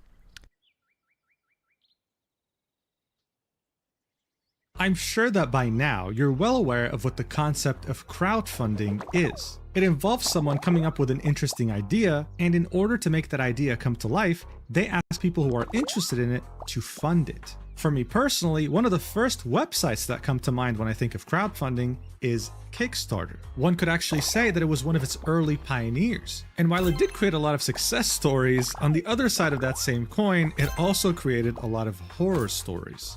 There are so many examples of disastrous Kickstarter campaigns, ones that were fully funded by the community, sometimes exceeding the goal, and yet they still managed to either under-deliver or straight up not deliver anything, with the most common reason simply being inexperience and mismanagement. One of the most infamous examples of this was back in 2014 by the massive channel at the time, the Yogscast. They wanted to make their own game and raised over $500,000 only to then fail spectacularly. They hired the wrong people, got scammed, and ended up giving a completely unrelated game to their backers as an apology instead of refunding them. It was a huge story, and their reputation never truly recovered after this. But just like how failed campaigns can be because of inexperience or mismanagement or both, sometimes you get the added bonus of extremely scummy and nasty behavior. And that's exactly what ended up happening with PuffPal's Island Skies. Marketed as an extremely wholesome and cozy game meant to compete directly with already well-established titles such as Animal Crossing. So many people ended up being charmed by this game that it had beaten its original goal by 3,300%. This was back in 2022. Today, we're in 2025. And if you go to this button that says pre-order the game, you're met with a page that says that the original domain of this game is now for sale at the very low price of $100. How the hell could this happen to a game who wanted to only raise $75,000 and ended up with over $2.5 million? And why the hell are there 5 total lawsuits currently ongoing suing the developer for almost the same amount they raised, which is $2.1 million? Well, as you might expect, this didn't happen overnight. This is a multi-year disaster that involved scamming over 42,000 backers, but also anyone they pretty much hired for this project while currently dodging multiple lawsuits. If you've seen catastrophic crowdfunding campaigns before, then trust me, this is on another level. This topic was suggested to me by a viewer in my Discord, and seeing that only a few people have discussed this, I figured that we had to talk about it. So, let's do this. Alright, so here's the deal. The game, PuffPal's Island Skies, didn't just come out of nowhere. The company behind it is Fluffnest, and they were an extremely successful plushie company. It was actually founded back in 2020 and had very humble beginnings on Kickstarter, managing to raise over $170,000 as the community was very captivated by its very adorable plushies. What really put them on the map, other than their very cute plushie designs, was how quickly and effectively they were able to grow their social media accounts, accruing hundreds of thousands of followers. The person behind these very cute plushie designs was none other than Lily, and she ran Fluffnest with the co-founder, David. And I mean, look, it didn't take long. After blowing up on social media so quickly, their reputation also took off. Within the plushie enthusiast community, they were known as having high quality, soft, and durable plushies. And while they found big success within this community, David and Lily saw further opportunity in a domain heavily lacking competition: cozy games. I mean, look, just as an example, there's this one Facebook group with over 600,000 members by the name of Cozy Gamers. These people are always on the lookout for something that's cozy, and they are not shy spenders. You give them something they want, and they'll gladly give you all the money you're asking for. As an example, Stardew Valley is a game that perfectly fits their criteria, and by December 2024, the game had sold over 41 million copies, a number that can easily make multi-billion-dollar companies jealous. On the other hand, one of its few competitors is Animal Crossing on Nintendo consoles. And if we talk about the Nintendo Switch specifically with its first-party game roster, Animal Crossing New Horizons was the second best-selling game at 47 million copies, with only Mario Kart 8 Deluxe selling more. And for whatever reason, it was also breaking physical copy records, specifically in Japan, selling over 8 million units. It was undeniable at this point. This market wanted more cozy games, and they were willing to spend a lot for them. And so, as people online were never running out of good things to say about Fluff Nest, like this user saying they're very high quality, honestly better than most smaller plush companies, I definitely recommend them, Fluff Nest decided to tap into that reputation in order to take the unorthodox route of developing their own cozy game set within the universe of its own plushies, which they called Puff Pals. They would reveal the trailer of this game to the world for the first time during the Wholesome Direct showcase. This is an indie game showcase focused on cozy games that's part of the Summer Game Fest. The game's name was going to be Puff Pals Island Skies. And to say that people were excited about something that seemed to be maybe the first worthy competitor to Animal Crossing was an understatement. Fluff Nest would use its already well-established presence on social media to advertise the game, and since it was directly related to its plushie universe, it didn't feel out of place. It felt just right, and it made people who were already interested in their plushies check out the game too. What would then follow is such an extremely well-executed Kickstarter campaign that you'd think you were dealing with someone who has a PhD in marketing. In reality though, you were dealing with the Wolf of Wall Street. Around April 7th, 2022, Puff Pals Island Skies would officially launch its crowdfunding campaign on Kickstarter with the goal of $75,000. It didn't take long for it though to completely eclipse that initial goal, and within just a couple of weeks, it would top over $1 million in funding. And I mean, if you look at this timeline here, by April 30th, 2022, they had reached $1.3 million. However, what's ridiculously impressive here is that within a week, on May 7th, they had doubled that amount, raising over $2.5 million and calling this campaign an astounding success. This is when Lily would make a personal post thanking everyone for making her dream come true. But hold on a second, let's take a step back here. Social media presence for a plushie company can definitely help with a game like this, but to beat your initial funding goal by 3,300%? How did that even happen exactly? Well, of course, there's a number of factors. Most campaigns on Kickstarters will have stretch goals. The initial goal would be to literally just make the game at its most basic form, but the more money you raise, the more features you unlock, like cooking, fishing, a free pet for all backers, and of course multiplayer at $1 million. That definitely helped with motivation for funding. What also helped is that the Kickstarter itself seemed very professionally made. You had a lot of the features already laid out as if they were already being worked on.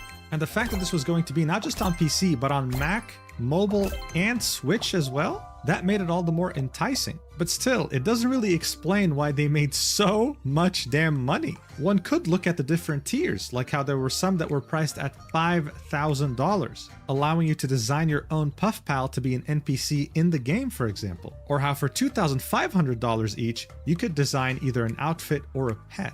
Those definitely helped, seeing that every one of those tiers completely sold out. But still, there was one missing piece of the puzzle here that really helped them raise so much money in such a short period of time. And the answer to that, of course, is plushies. When I told you about Fluff Nest, I wasn't fully honest when it came to their business model. Yeah, they made big, very high quality and soft plushies, but they didn't make them permanently. When one of their many designs would sell out, it wouldn't be restocked. So there was a big factor of FOMO, otherwise known as fear of missing out. As you can see, this dragon, for example, was limited edition. Once it would sell out, it would never get sold again. This is part of the reason why their business was so successful. You'd have people spend a lot of money trying to collect as many of these plushies as they could, because once sold out, they'd never be sold again. Fluff Nest understood this all too well. which is where add-ons come in.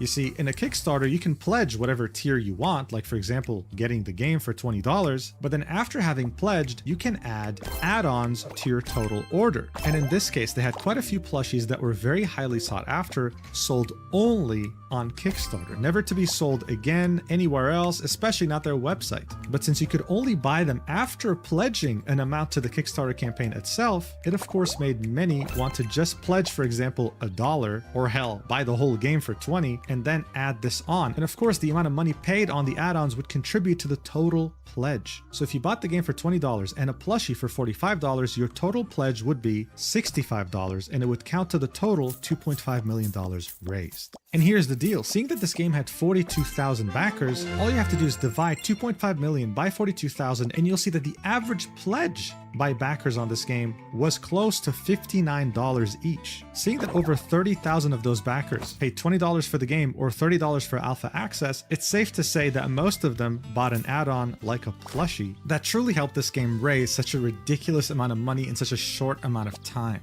It seemed like Fluff Nest really knew what they were doing, to a worrying degree. This was an incredible effort and made people have the highest of expectations for this game's development. So once the campaign ended, there was no time to waste. For the next year and a half, they would encourage all backers to join their official Discord server to hang out and build a community together. And this is where you'd also be able to interact directly with both Lily and David Pentland, as we can see right here on this video call, in which they were having fun designing a tea house. They would also share some processes of the game's development, like its music production, and overall, it seemed like they were on the right track. But, as you can imagine, it wouldn't take long until they would have to face their first setback. On September 22, 2023, Fluff Nest would post an update on its Kickstarter. The alpha's release date was being delayed by around a month. It was meant to come out on September 2023 and was now being delayed until the end of October of that same year. They would explain that they're doing this for design changes, implementation, quality assurance freeze, a 1-week buffer for whatever reason. But hey, even though it was a slight delay, people didn't really think much of it. And honestly, at the time, if you still wanted a refund, you could get it. Not to mention that Fluff Nest wasn't just hiring just about anyone to work on this game. They had hired Room 8 Studio to do the outsourcing for, well, the majority of the game. This is a studio with many AAA games in its portfolio, so hey, Fluff Nest was taking this seriously. And so the big day came. On October 31st, 2023, almost a year and a half after fully funding the campaign over 3,000% of their funding goal, they would finally release the alpha. If you were an alpha backer, you would receive a key and you'd redeem it on Steam. However, just one thing to point out before we get into the alpha itself, around a week beforehand, they wanted to confirm the participation of backers in the alpha.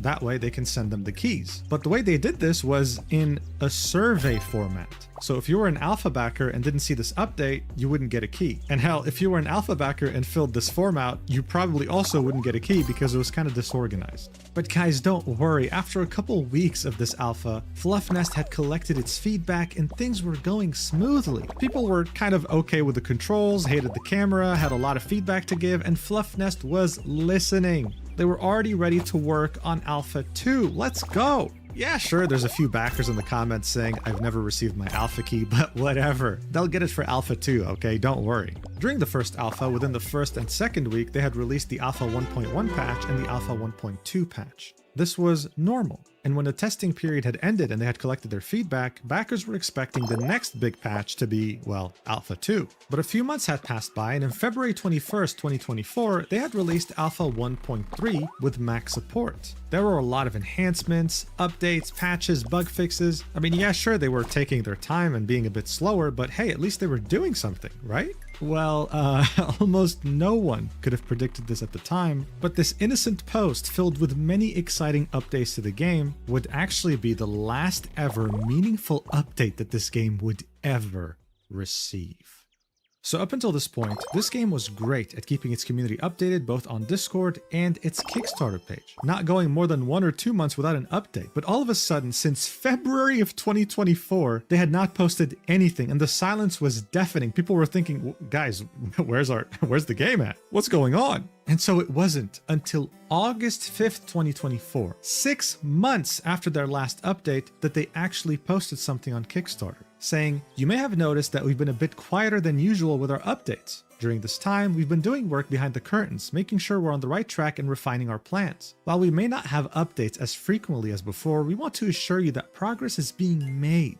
Although some details are still being finalized, we're excited about the direction we're headed and we're committed to sharing important milestones with you. Thank you for always having our back, and we can't wait to show you what's next. With a cute little pleading face emoji. Aww. They would then go ahead and showcase some things they've been working on, like the fishing minigames, the Puff Pals themselves in the game, how they're gonna look. But as you can see, for the majority of this post, it was mostly just concept art. They only showed off one biome and some little aspect of the UI, but then the other half of this post was the community corner where they talk about stuff happening in the Discord server. It was a very lackluster update for having waited 6 months. Some backers said things like, "Finally, I've been waiting for an update for ages. Thank you for the update and hopefully it'll be more frequent." It was definitely weird that they all of a sudden took 6 months off like that, only to come back with such lackluster updates. But hey, people were still hopeful and optimistic. I mean, after all, this game raised so much money and was backed by a successful plushie company. But much to their disappointment, the silence would begin again.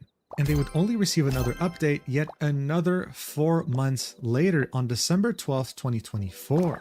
And this time, it wasn't an update like the last one, it was a statement written by the CEO and co-founder David Pentland, where he would say, "Hey everyone, we know you've been eager to hear more about Island Skies, and we appreciate your patience as we've been navigating important internal changes. First, the game is still coming. This has set us back, but we expect to be able to maintain our original timeline within a few months. Below, I'll outline a bit of why we've had to stay so quiet and when we can expect things to improve. Following issues at the start of this year, it became clear that we needed to change how our team works. Part of this process was adjusting our contracts with the people working on the game to empower them beyond what their current contract supports. In the previous form of the contract, roles and deliverables were too specifically outlined, exposing team members to legal risk if they go outside or beyond their mandate, which for obvious reasons can introduce inefficiencies. All parties were entirely supportive of this change from the start, and there has been no conflict over the terms of the agreement. However, changes like this often involve legal hoops to jump through and boxes to check. This process is taking much longer than initially anticipated, and our current contract limits our ability to share anything until things are final. Whether it's content produced for the game, details about the reorganization process, or updates to the alpha build.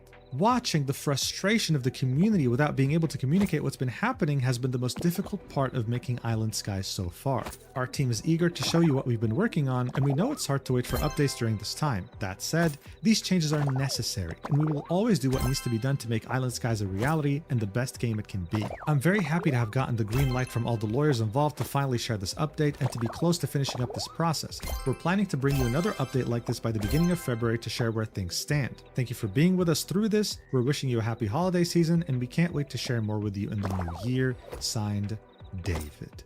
Whoa, what the hell was going on? But more importantly, how is this the backer's problem? This statement felt like David was just venting about legal issues he was having at his company without giving anyone any meaningful updates on the game itself.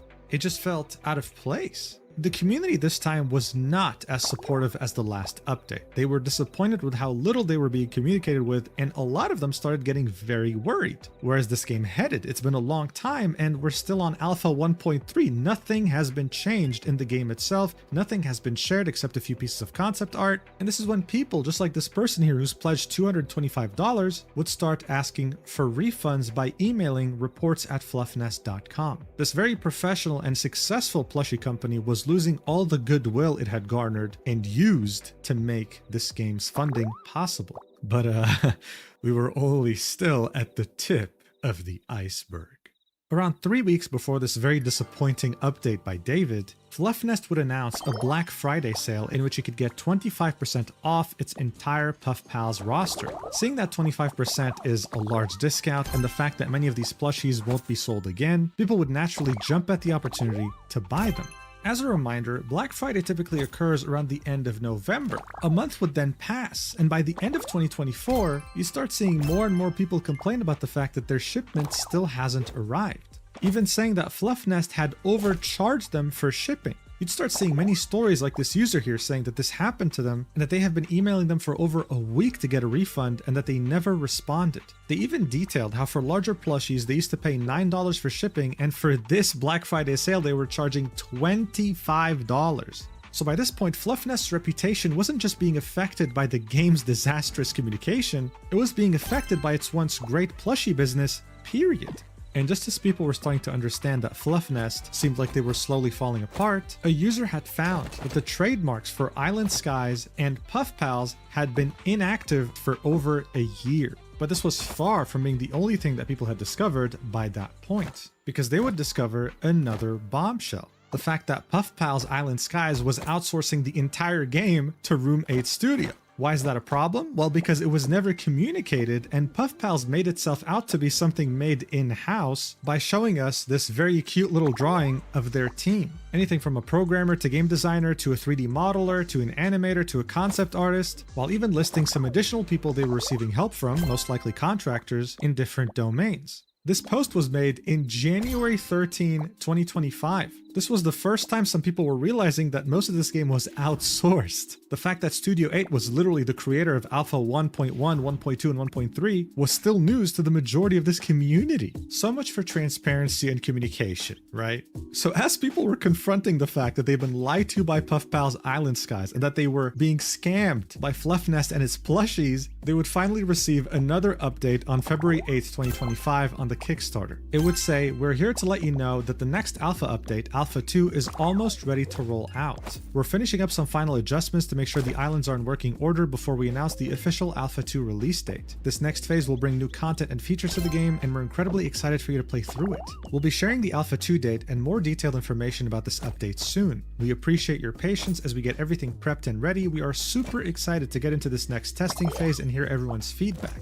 It's been a journey, and we hope you'll enjoy what we've created so far." They then talk about how they're not sure of dates yet, how long Alpha 2 is going to last, when early access is going to be, when the full release is going to be, pretty much saying that they're winging it. And then they would say, "Looking ahead, we're working to establish more consistent communication with you. Our goal is to get back to providing regular updates after Alpha 2's release." So overall, it seemed like everything was hinging on Alpha 2, its release date, and its success. This would maybe allow Puff Pals Island Skies to recuperate some of the trust they had lost over the last few months, and maybe even prove to some people who had already given up on the project that it's still slated to come out one day. But of course, they were met with the majority of their backers casting doubts on the fact that this is going smoothly, and some even questioning why the lack of updates. David had explained in December that it's due to restructuring contracts, but how does that make any sense? Why would updates stop just because you're reworking contracts of your employees, which weren't really your employees because you outsourced this entire game to Studio 8? Things already weren't making sense at all.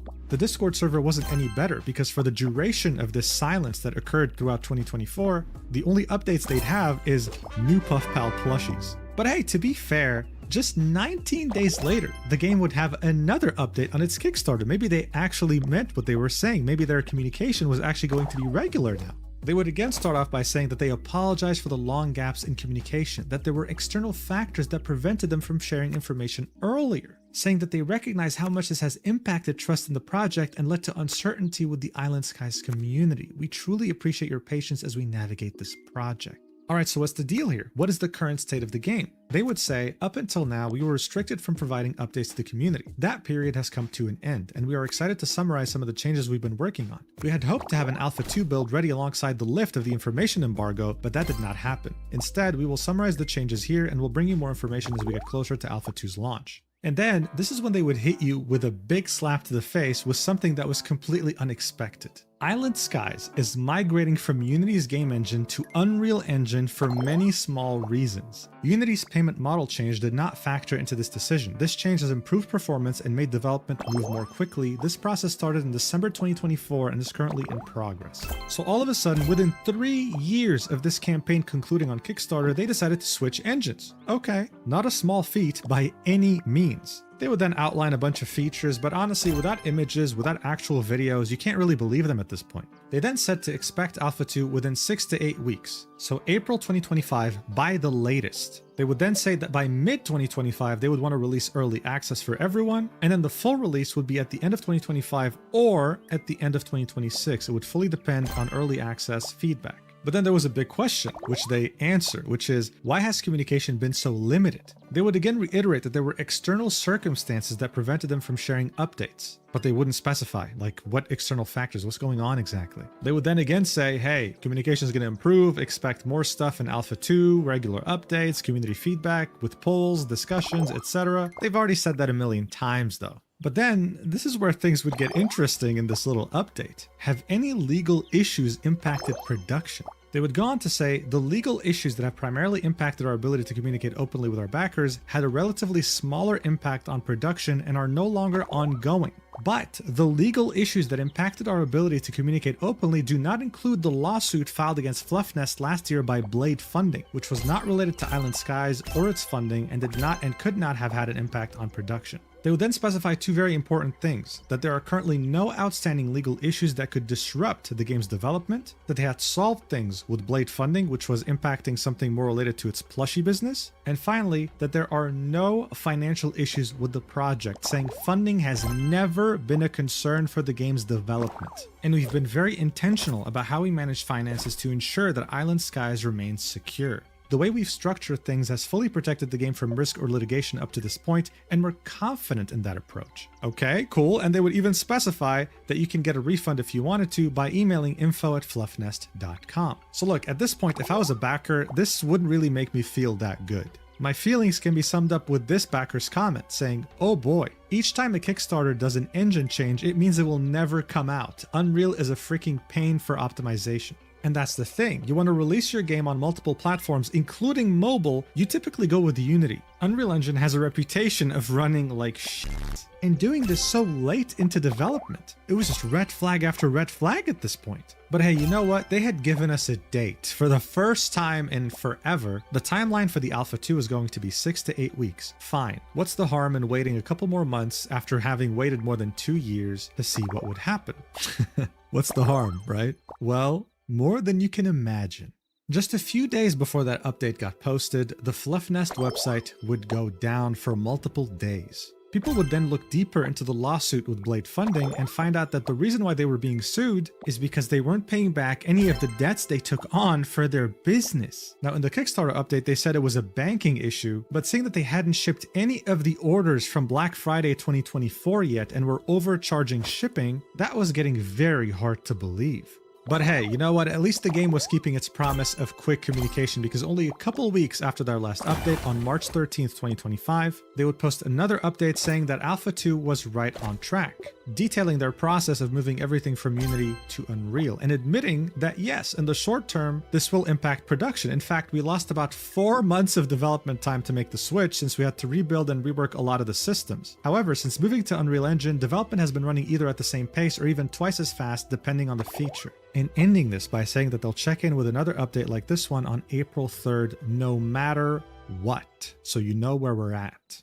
But yeah, of course this sounded too good to be true, because on March 23rd, 2025, a user would make this post on the Cozy Gamer subreddit saying, "To anyone that has requested a refund of their backing for Puff Pals, I requested a refund on February 28th, which they apparently did not see. It's honestly whatever at this point, but did contribute to my patience meter. And then another one on March 5th. It came through this time, thank fucking God, and there was some back and forth regarding the email addresses, checking if everything was correct, all good. It is now March 23rd and I have yet to receive my refund. As you can see, my patience is slowly but surely running out." They would then ask others if they've been through the same experience, then posting an update saying that they know someone that requested a refund as early as January 18th, 2025 and has still not gotten a refund. More comments would corroborate this, saying that they either got ghosted or that they got a reply, gave their PayPal, and never received their refund. It seemed like Puff Pal's claim of them not being in any financial trouble and being financially stable was yet another lie.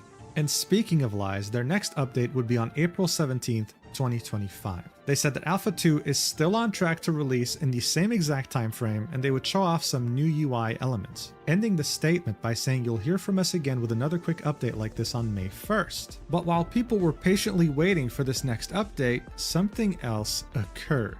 Around April 2025, Fluffnest's website would go back up and they would have the gall to hold a clearance sale.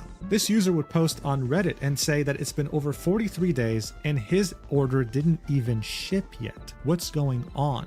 Well, it turned out that just a few days ago, on May 1st, 2025, people would find out that not only did Fluff Nest fire every single one of its employees, but that it was going out of business permanently. Yes, that once very successful plushie business, which went viral on social media and was known to have very high quality products, was just like that, shutting down. This news would be shared on their Fluff Nest Discord server, and one of the first things they would say in their statement is that Island Sky's production is secured and will not be affected, but that they would have to halt all operations related to their physical goods. This was their reasoning. Over the past few years, rising shipping costs significantly stretched our resources. Although we tried to absorb these costs without significantly raising prices, the final shipping invoices we received earlier this year were much higher than anticipated, creating a major financial shortfall. We explored several solutions to address this shortfall and to minimize customer impact, and until very recently, we believed we had viable paths forward. However, in the weeks following the recent announcement of tariffs on goods from China, it became clear that the situation had changed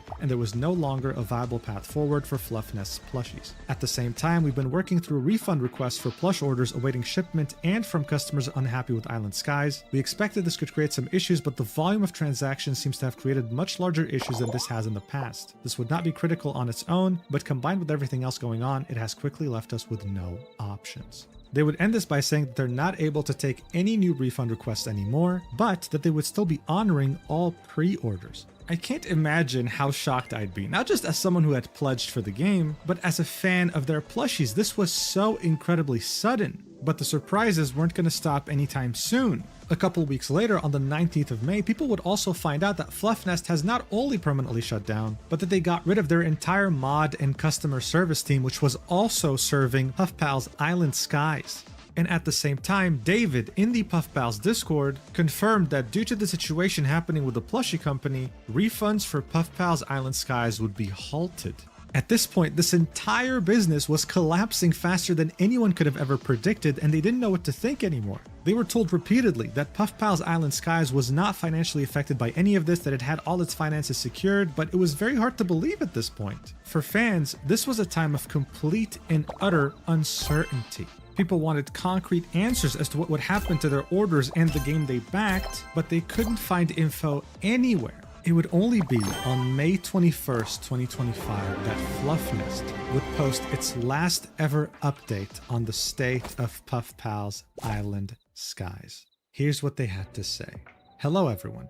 The development of Island Skies has been incredibly challenging, to say the least. For the past few years, we were under NDA with a third-party studio and couldn't discuss many of the things happening behind closed doors. However, now that other parties have made some of that information public, we can speak more openly about what's happened. After the Kickstarter, Fluff Nest entered into a milestone agreement with Room 8 Studio to develop the features necessary to deliver early access based on the GDD we created for the campaign. The agreement was for $1.1 million over the course of 1 year. This would leave around $500,000 of wiggle room, as approximately $1 million from the Kickstarter went to taxes, fees, campaign expenses, and the production of physical goods. Even though plushies weren't included in any of the tiers, add-on plushies were still counted in the campaign total. We couldn't have been more excited to make Island Skies, and we wanted to bring in as much experience and assurance as possible. This is when they would detail production issues and management changes.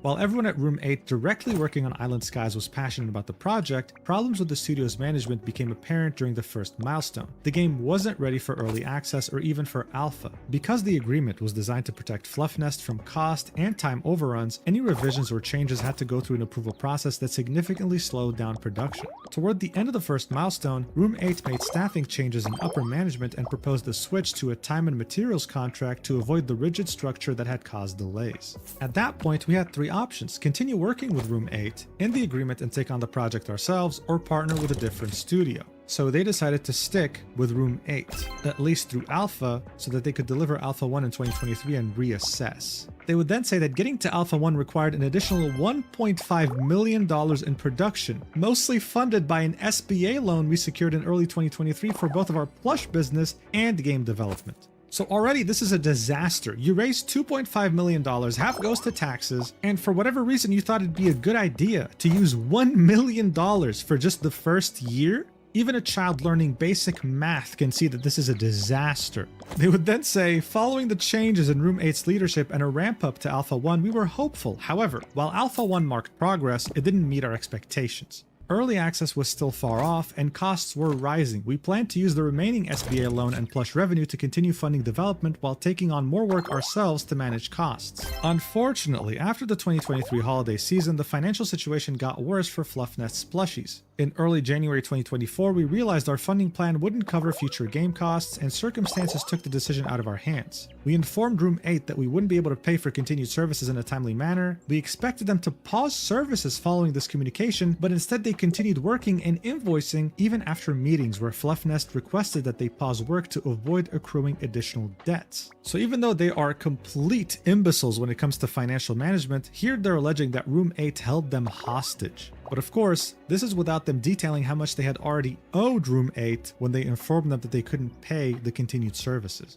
If you thought this was already bad, well, wait till you hear this. During this time, we sought other funding options, including from interested investors. However, the alpha's quality and Room 8's continued work at Fluffnest's expense negatively impacted negotiations. Throughout 2024, we continued to negotiate with Room 8 and reached a tentative agreement to switch from a work-for-hire model to a profit-sharing arrangement. However, because of our SBA loan, the new agreement needed to be underwritten and approved by the SBA. While preparing for this process, we discovered significant accounting irregularities that delayed submission and posed an existential risk to our plush business. We were unable to recover the plush side of the business. It took several months of blood, sweat, and tears before we were finally confronted with the reality that the plush business was no longer sustainable. This was a deeply painful realization and one that only became clear very recently. But after replacing our accountant and undertaking significant and costly legal and financial work throughout 2024, we were finally in a position to proceed with the agreement by early 2025.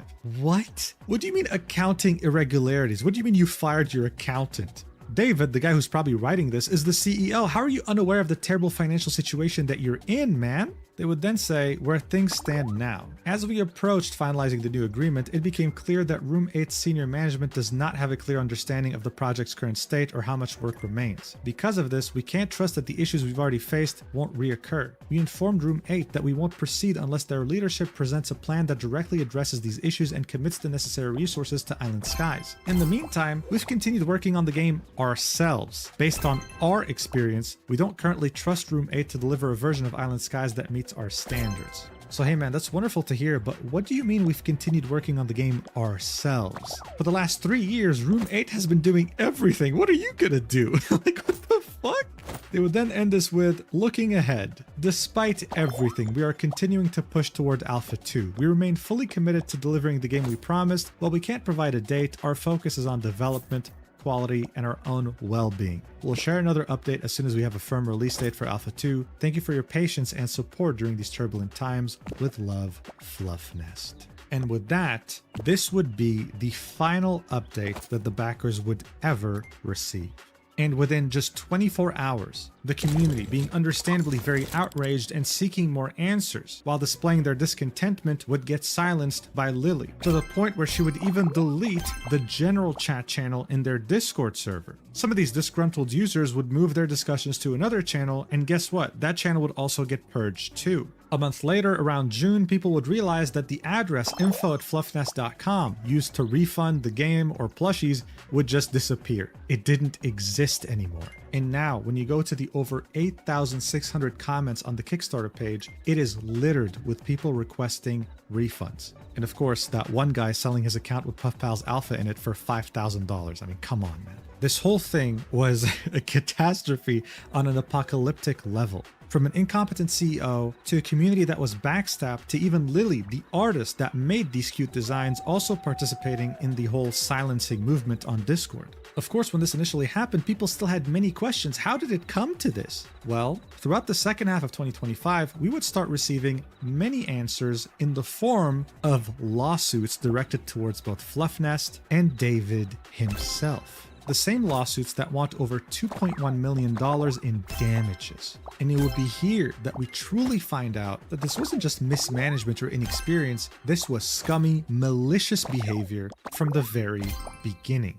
Alright, so here's the deal. Typically, when you make a purchase with a credit card, you have a chargeback time limit. This is independent from the vendor itself, so in this case, Kickstarter. You can call up your bank and ask them to reverse a transaction on your credit card. Legally, this works perfectly if you bought something and it wasn't delivered. In this case, the game wasn't being delivered. But as you can see here, you typically have a chargeback window, with the maximum being PayPal offering a chargeback even after 180 days. The problem though was that most people had bought their pledge in 2022. It had been years. But this limited time window can be bypassed if the company that you paid to provide a service for you declares bankruptcy. So even though a bank will have like a 60-day window for you to charge back, if they see that the company you're talking about is facing bankruptcy, they'll refund you the money because, I mean, come on, they're not going to give you anything, they're facing bankruptcy.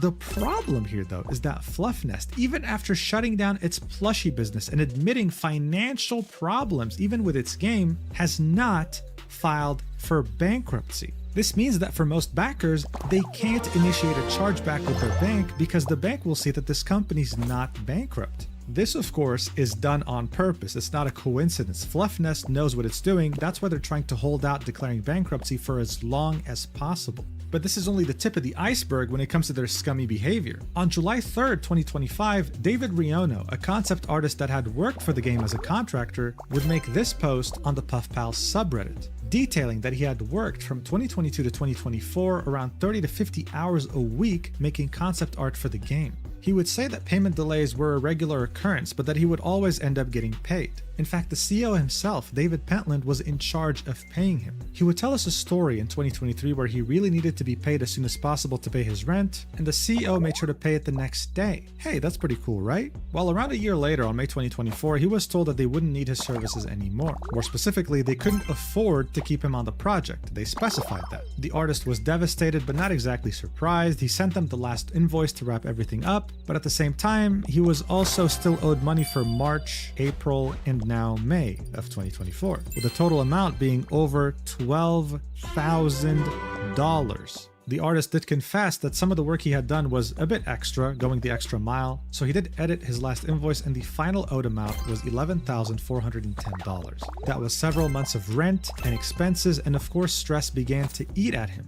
He would keep emailing the team asking for payment, and he would receive reassuring replies like, hey, the money's coming, don't worry. But of course, the money never came, and the guy had to move back in with his parents. He was ruined financially pretty much, and it took him years to recover. After getting his life back together, he decided to sue Fluffnest and David Pentland. But he would detail what he's struggling with right now. David is refusing to be served anything. You see, getting served is a necessary and extremely important step in suing someone. It means that the person you're suing has received notification that legal action is being taken against them. But for that, they need to be tracked down. They need to be actually handed the piece of paper. If they don't have a permanent address, if they're not in the country, if they're fleeing and doing it on purpose, then technically speaking, they can dodge being served for as long as possible and not face consequences. This was exactly what David Pentland was doing. He was dodging any accountability and making sure that no one could find him to serve him the lawsuit that his concept artist was trying to present him. Again, extremely scummy behavior. But the good news is that there's been a few updates in this lawsuit with David Riono and David Pentland, and in order to get all this info, I joined the Discord server called Flopnest, which mostly comprises of people who had backed the game on Kickstarter and became refugees once they got banned off the main Discord or left it because of the crazy silencing treatment they were being given. So David Riono's case was actually filed on April 16th, 2025. Initially, the hearing was meant to take place on the 6th of June, but it had to be moved until the 21st of July because no one was able to serve David Pentland. David Riono requested the court to allow him to serve David Pentland via mail or by publication in like a newspaper or similar, but a couple of weeks later, the judge denied that request, which was very weird. But the good news was that on the 9th of July, David Riono was finally able to somehow serve David Pentland. It worked out. And on the 22nd of July, the hearing took place. David Pentland did not show up to court. David Riono argued his case. And within 2 weeks, judgment was entered. This image, of course, is from the Flopnest Discord. The court ordered Fluffnest Games to pay David Riono a total sum of $11,535. But that was far from the only lawsuit. Remember Blade Funding, the ones who gave the business loan to Fluffnest? Well, in Fluffnest's Kickstarter update on February 27th, 2025, they specified that them being sued by Blade Funding was only due to a banking issue and has since been settled, while of course adding that there were no financial issues with the project. Well, it turns out that for once, they weren't lying. They did actually settle with Blade Funding. But by settlement, it didn't mean a handshake. It meant that they had to pay them an amount of money, and Blade Funding agreed to that. They were meant to pay them a total sum of $98,000 and just stop paying at some point. Because of that, Blade Funding would sue them again. And lucky for them, the verdict would come very quickly. The judge would order David, Lily, and Fluffnest in general to pay back the sum of $98,000. Not a small amount by any means, and this judgment was entered on May 15th, 2025.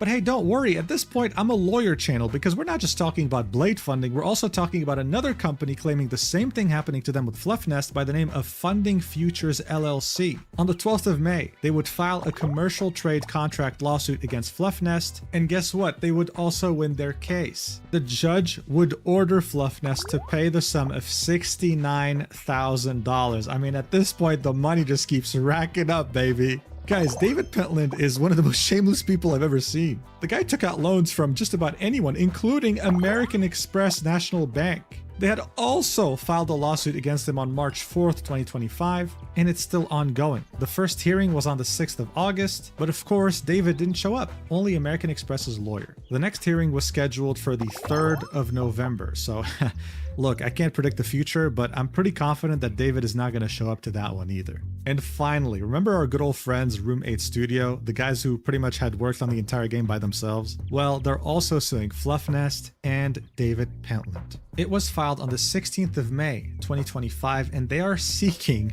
$1.9 million. That is pretty much like their entire Kickstarter fund at this point, man. The story in their lawsuit would actually be very different from what Fluffnest had to say about them. Surprise, surprise. From their point of view, Fluffnest was coming from the beginning. When Room 8 had found out that they couldn't pay them anymore, instead of finding a solution, Fluffnest would keep delaying and obfuscating what was actually going on behind the scenes. And one of the craziest accusations in this lawsuit is Room 8 saying that David Pentland had threatened to bankrupt his company on purpose so that he can't pay Room 8 legally anymore. Saying that he had openly flexed this in his Discord server, saying that he would just withdraw all the money from Fluffnest Games, put them into another entity, claim that Fluffnest Games is bankrupt, and just not have to pay Room 8. Like, how stupid can you be, man? Another thing that David had said in his post on Kickstarter was that Room 8 would continue working on this game without his approval, that he had tried to stop them because he couldn't pay them anymore. Well, from Room 8's point of view, he kept approving everything they were doing, never telling them to stop. This is why for Room 8, this was more about just the money. They also wanted the full rights of Fluffnest Island Skies so that they could keep working on it and release it to the public one day, which is pretty significant. Now, just to be clear, in this initial lawsuit, they weren't suing David directly, they were only suing Fluffnest. On the 27th of May, David would be served, and on the 30th of May, Room 8 would update their lawsuit. Now, they're not only just suing Fluffnest, they're also suing David Pentland directly as an individual. As you can see right here, David Pentland, an individual. At this point, David and his lawyer had until the 9th of July to file a response. And they did, 7 days late. Now, I just want to specify something just for you to understand. The initial lawsuit by Room 8 was 22 pages long, and as you can see, had a lot of text. David Pentland's response was literally one-liners. Like, yeah, whatever, let's just get it over with. And at the end, it would say that the defendants, so David and Fluffnest, are requesting that the court dismisses the complaint and denies all relief to Room 8, making Room 8 pay for the lawyer fees that David is paying for this, and to award him anything else that the law dictates for having to inconvenience him to respond. This is the most tone-deaf thing I think I've ever seen. Like, I don't even cover law, like I don't even read lawsuits, but dude, this is ridiculous. If I was the judge, I would have a stroke reading this. Room 8 would counter that statement and say, no, we're 100% suing you. We're not going to take any bullshit. David's lawyer would respond again, hoping to be able to dismiss this, and he wasn't able to do that. The trial is now officially scheduled to be on April 2027. Unfortunate that it takes that long. I mean, that's a ridiculous amount of time to wait. But I think it's safe to say that if they actually wait that long, David by then would have probably been homeless. So, I mean, this is an easy win for Room 8, but is it really? Because they'll never see that $1.9 million ever again. But some fans are still hoping that by then Room 8 would get the rights for the game and maybe they'll get to see it. Additionally, Fluffnest.com still exists to some degree, but on the 8th of February 2026, it'll expire, and I don't see anyone renewing it. And when it comes to the website that redirects you once you click on the pre-order the game button on their Kickstarter, I'm currently in the process of buying it. I already paid the money. The transfer of the actual domain to me does take a while though. But if you're watching this video maybe a few days or more than a week after I published it, make sure to go there because I'll have a surprise for you. Alright? Oh man, overall, I mean, this whole thing is such a catastrophe. It's crazy how someone... A man trampled the memorial for Charlie Kirk at the Turning Point headquarters in Phoenix. The pronouns was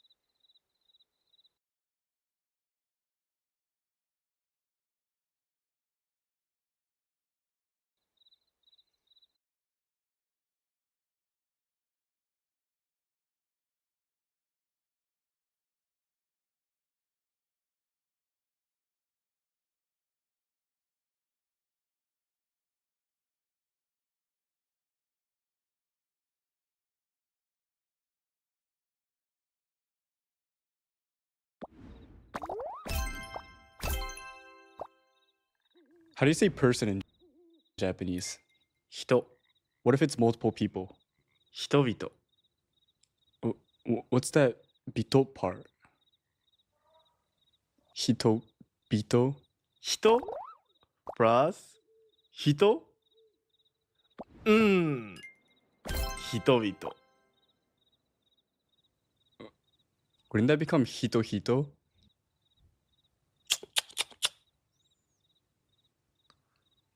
Tomorrow is now.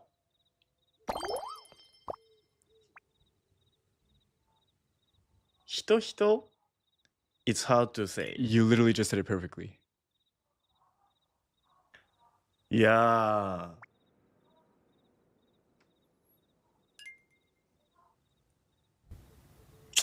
How do you say person in Japanese?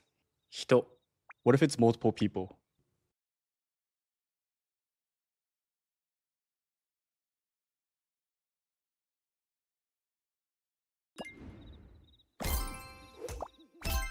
My salmon is bleeding. I hear you. Asane will say, salmon. Salt and sugar. Okay. Shimeji mushroom, enoki mushroom, onion, miso sauce.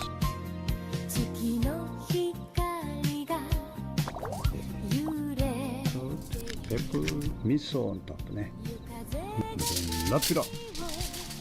取ってよ。もういかがです。Cooking time. 10 minutes. Eat time.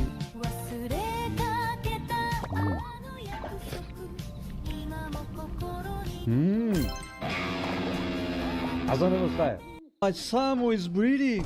I hear you. Asane will say. Today we have Prophecy from the year 2000. There's only one card in the set that has any relevance, and that is Rhystic Study, which is a $45 common. And if foil, it goes for over $300. But besides that, we could get lucky with the foil Avatar of Woe, which is $120, or just $12 normally. Then there's also the uncommon Citadel of Pain, which is about $5. And I'm on attempt number 40 now since the last time I broke even on one of these packs, so wish me luck. Here we go.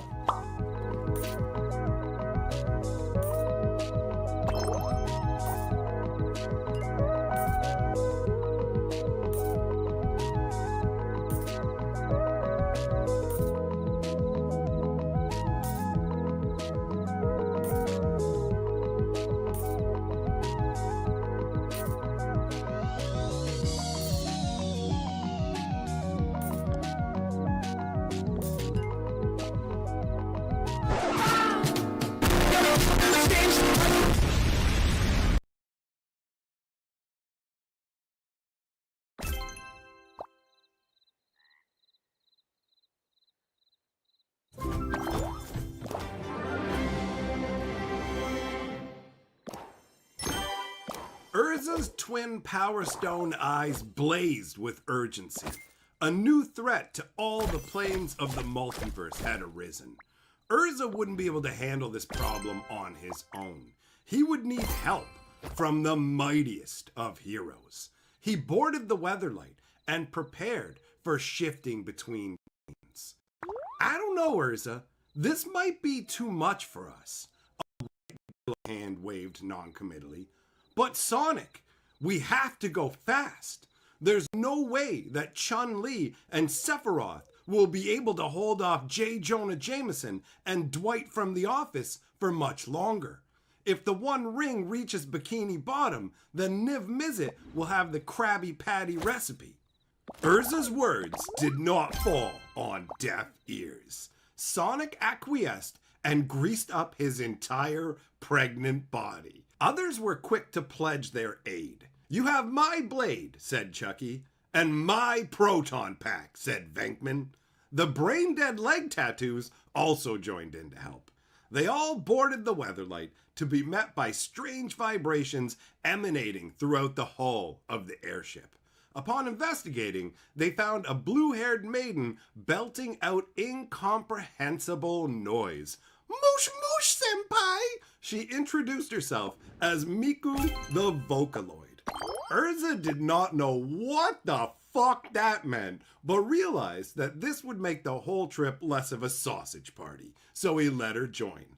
Unbeknownst to Urza, this bitch was a hologram, and he would not be getting any. Once everyone had settled in, the Weatherlight transported them to their destination, Jurassic Park. They would need the shirtless expertise of Jeff Goldblum and Asterion if they were to acquire Nobi's incantation and raise the walkers. From there, Rainbow Dash would smuggle the Chaos Emeralds back to Gandalf on New Phyrexia. Optimus Prime was on standby, hiding with the rebels in the Great Furnace. Post Malone by his side, ready to lay the necessary enchantments to ensure the perfect defense in the next round of Blood Bowl. Post Malone turned to Optimus and said, "I never thought I would be fighting alongside a transport truck." Optimus looked at him soberly. "How about alongside a friend?" Post Malone teared up, but his crying was interrupted. "Battle bus incoming! Watch out for their boogie bombs!" yelled Teferi as he planeswalked away to Tokyo. Dracula cursed. The dungeon master was up to his old tricks. Maybe he could get Negan to use that baseball bat of his and end the old man. Urza's words did not fall on deaf ears. Sonic acquiesced and greased up his entire pregnant body. Fuck.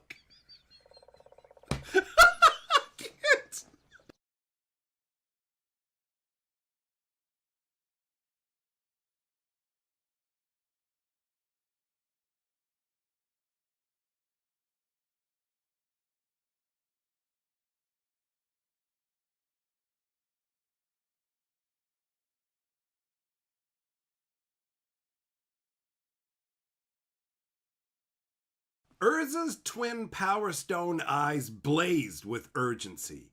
A new threat to all the planes of the multiverse had arisen. Urza wouldn't be able to handle this problem on his own. He would need help from the mightiest of heroes. He boarded the Weatherlight and prepared for shifting between planes. "I don't know, Urza. This might be too much for us." A white-gloved hand waved non-committally. "But Sonic, we have to go fast. There's no way that Chun-Li and Sephiroth will be able to hold off J. Jonah Jameson and Dwight from The Office for much longer. If the One Ring reaches Bikini Bottom, then Niv Mizzet will have the Krabby Patty recipe." Urza's words did not fall on deaf ears. Sonic acquiesced and greased up his entire pregnant body. Others were quick to pledge their aid. You have my blade, said Chucky, and my proton pack, said Venkman. The brain-dead leg tattoos also joined in to help. They all boarded the Weatherlight to be met by strange vibrations emanating throughout the hull of the airship. Upon investigating, they found a blue-haired maiden belting out incomprehensible noise. Moosh moosh, senpai! She introduced herself as Miku the Vocaloid. Urza did not know what the fuck that meant, but realized that this would make the whole trip less of a sausage party, so he let her join. Unbeknownst to Urza, this bitch was a hologram, and he would not be getting any. Once everyone had settled in, the Weatherlight transported them to their destination, Jurassic Park. They would need the shirtless expertise of Jeff Goldblum and Asterion if they were to acquire Nobi's incantation and raise the walkers. From there, Rainbow Dash would smuggle the Chaos Emeralds back to Gandalf on New Phyrexia. Optimus Prime was on standby, hiding with the rebels in the Great Furnace. Post Malone by his side, ready to lay the necessary enchantments to ensure the perfect defense in the next round of Blood Bowl. Post Malone turned to Optimus and said, "I never thought I would be fighting alongside a transport truck." Optimus looked at him soberly. "How about alongside a friend?" Post Malone teared up, but his crying was interrupted. "Battle bus incoming! Watch out for their boogie bombs!" yelled Teferi as he planeswalked away to Tokyo. Dracula cursed. The dungeon master was up to his old tricks. Maybe he could get Negan to use that baseball bat of his and end the old man. Urza's words did not fall on deaf ears. Sonic acquiesced and greased up his entire pregnant body. Fuck.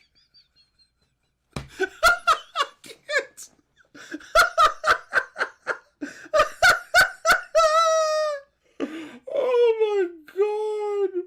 Oh, okay. Oh, fuck.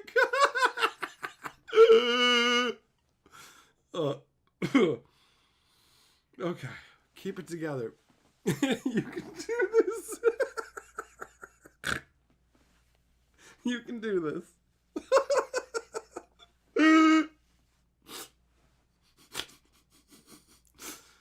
Oh.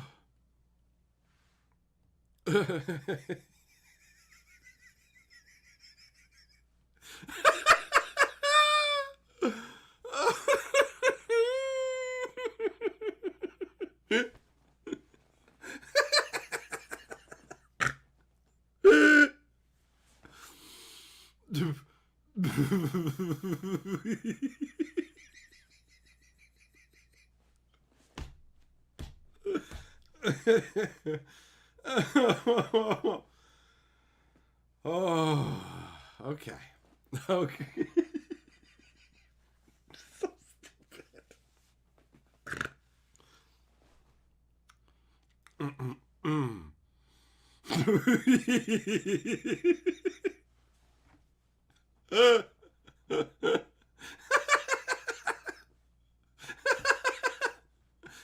Oh.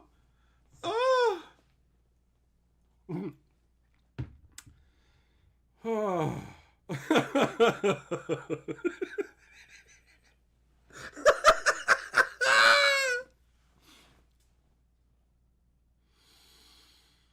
Oh.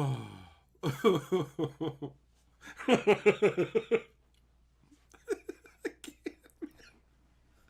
fucking can't. Okay. Okay. Oh. Oh. Oh. Oh.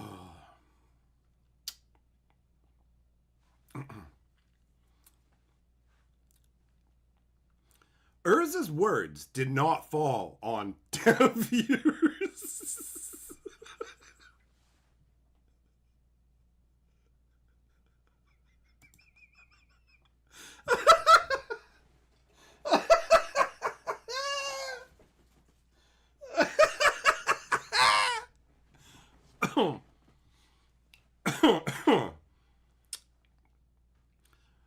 Urza's words did not fall on deaf ears. Sonic...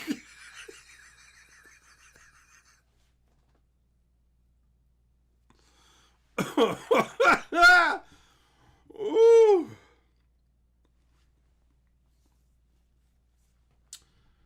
Oh.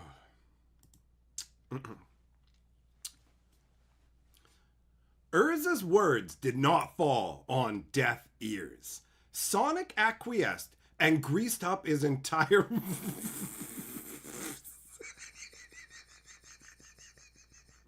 Oh, fuck. Okay, come on, man. Come on. Oh, it's almost there. We just gotta make it past this sentence, bro. This is the fucking most ridiculous line in the whole thing. Okay. Alright. Alright.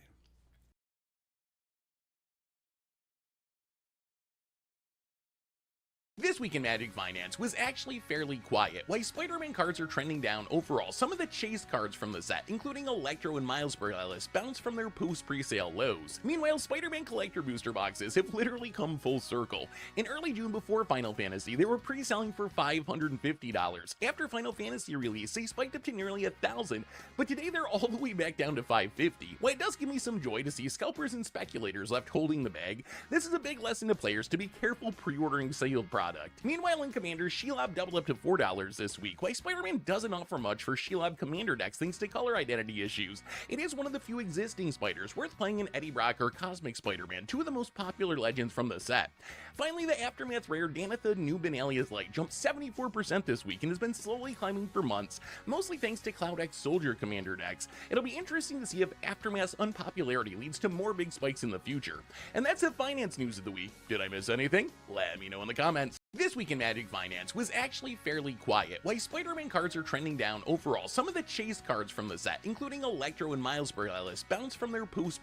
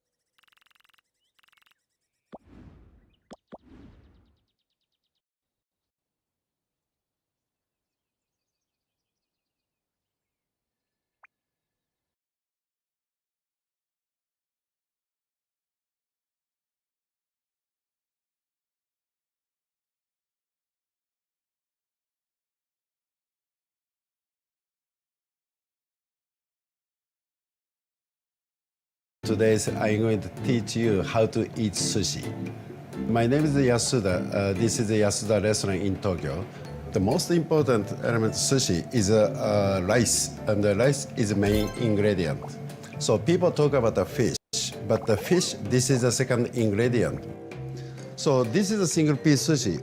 I didn't put soy. And when you get the sushi, just like this, how to use soy for the top of the portion of the fish. To turn on the left side, to hold the fish, sushi, just like this. Soy onto this, fish side. So this is the best way. So I rolled it over on the side. Yes, good. Yeah. To hold. Then just go this. Use snap. Yes, enough. Don't shaking. Don't shake it. Don't shaking. Shaking. So this is just for the men and go and finish at the men's room. Hi, hello. So this is a scallion. I'm gonna make some toro scallion roll. So this is my most favorite roll sushi. So this is the #1 grade of the seaweed, and this seaweed is one of the most tender seaweed. This is the #1 entire whole Japan. So that means #1 seaweed paper in all the world. My sushi rice and the grain come from my hometown. So this is my mother's gift. So this amount, this is just for the fatty tuna. So this fatty tuna, this is one of the most highest fat contains. And then roll over. This is just make some roll. So this is a roll sushi.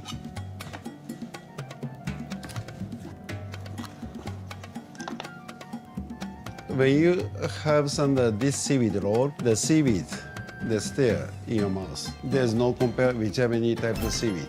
So please use a finger to eat roll sushi. And also please check up the taste of the ginger taste. And ginger, do not touch soy sauce.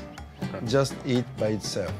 Sometimes some of the people pick up the ginger from to the sushi to eat together, but this is very much bad manner.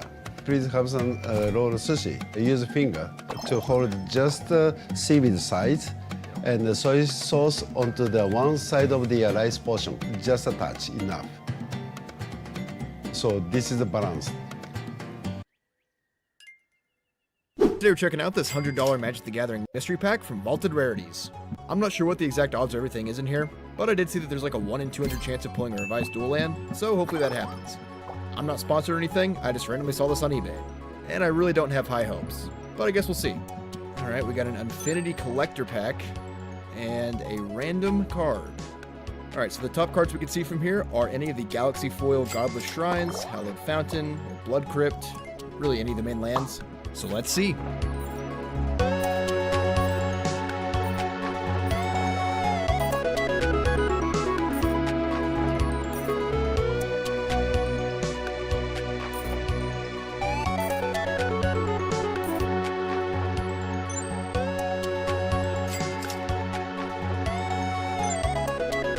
Alright, that didn't help.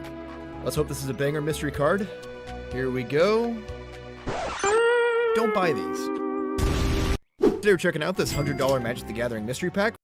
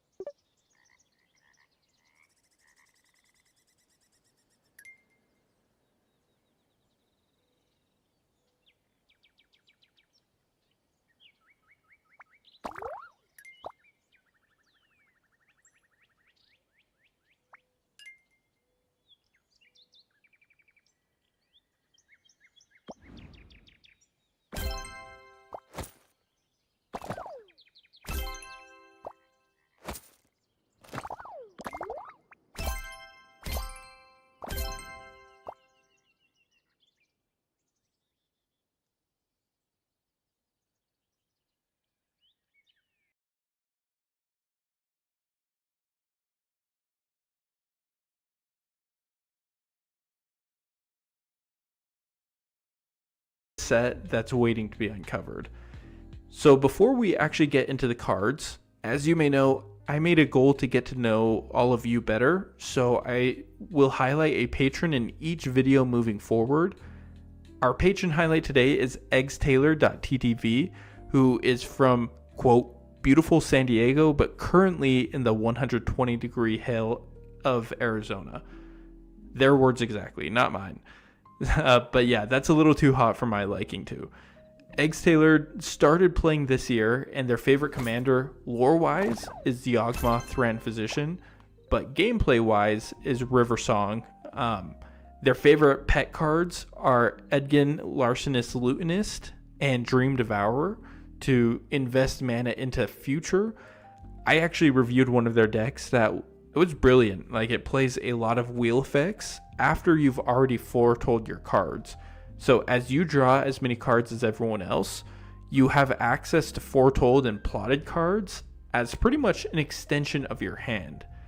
Outside of MTG, they were a thespian of San Diego, top 50 in Destiny 2 PvP, and has been working at Sony for almost 7 years.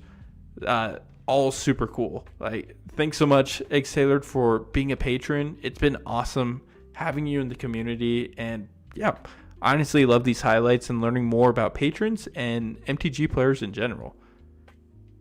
But yeah, I'm excited to jump into discussing the cards today. First up, we have Anzrag's Rampage, which is in 17,697 decks. This is a 5-mana sorcery that says, destroy all artifacts you don't control. Then exile the top X cards of your library, where X is the number of artifacts that were put into the graveyards from the battlefield this turn. You may put a creature card exiled this way onto the battlefield. It gains haste. Return it to your hand at the beginning of the next end step. This card has never not been amazing for me.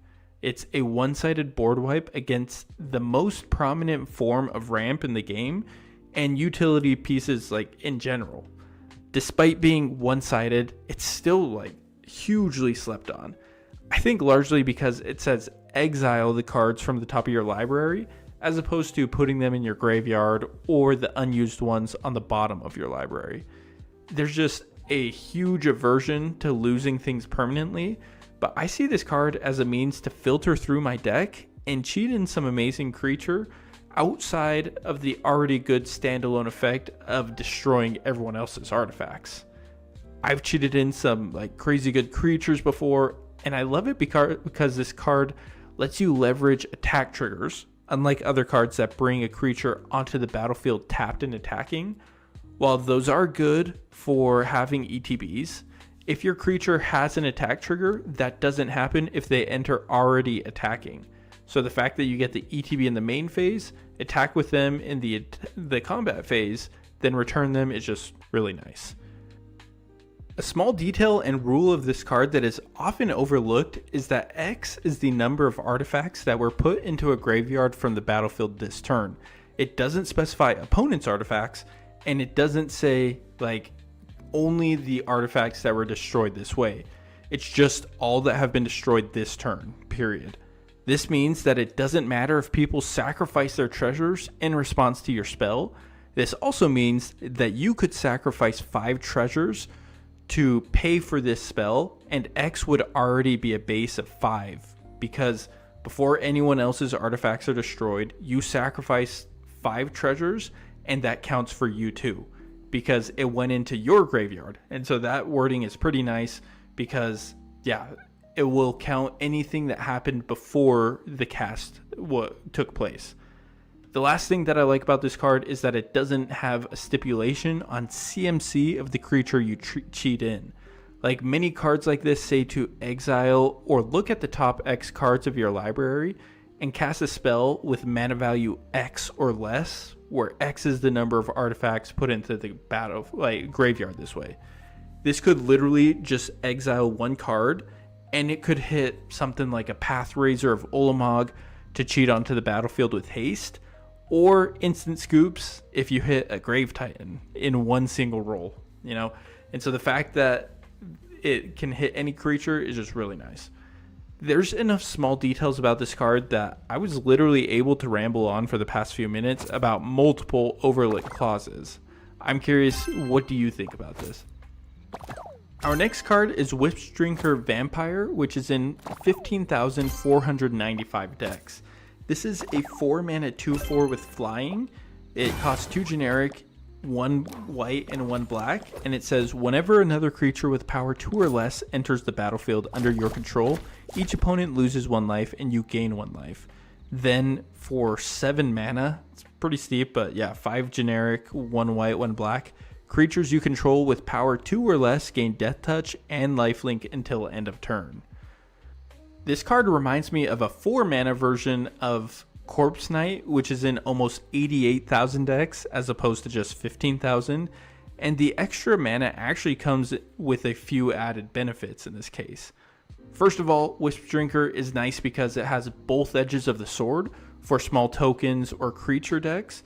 It drains each opponent, but it also gives you 1 life, so it enables a lot of life gain decks and synergies. This also doesn't save for non-token creatures or the clause of when 1 or more creatures, so if you have like 8 or 10 plus creatures enter all at once, it will create 10 separate instances of life gain that can trigger on the stack, and depending on your deck, you could give +1/+1 counters, or like if you have Amalia Benavides Aguirre, then it will just explore 10 times. I will say the activated ability is crazy expensive, but it is still there nonetheless, so it gives you that option for crazy life gain or holding up mana for instance, or deter blockers with the possible wall of Death Touch blockers that they could be attacking into. The last thing that I will mention about this card is that it has relevant creature types. It could be a rogue for Barakos Party Leader or party decks in general, or a vampire for Edgar Markov from Markov Manor. And yes, there are many other commanders that could be good for this, but I'm curious if there's anything that comes to mind when you think and read this card.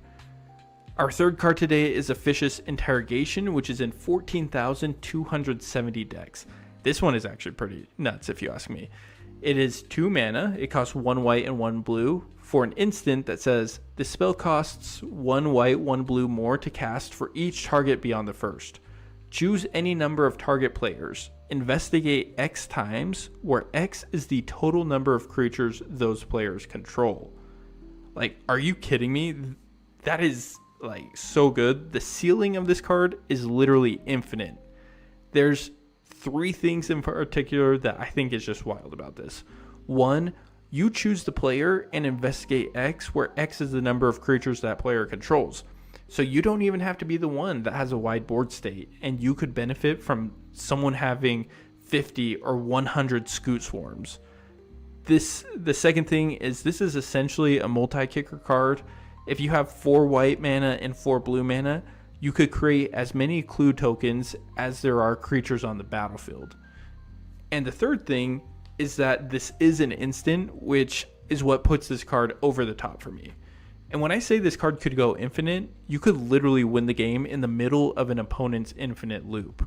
All you need on the battlefield, like you need to be in a Jeskai deck that is playing cards like Reckless Fireweaver, Ingenious Artillerist, or Weftstalker Ardent, or something along those lines.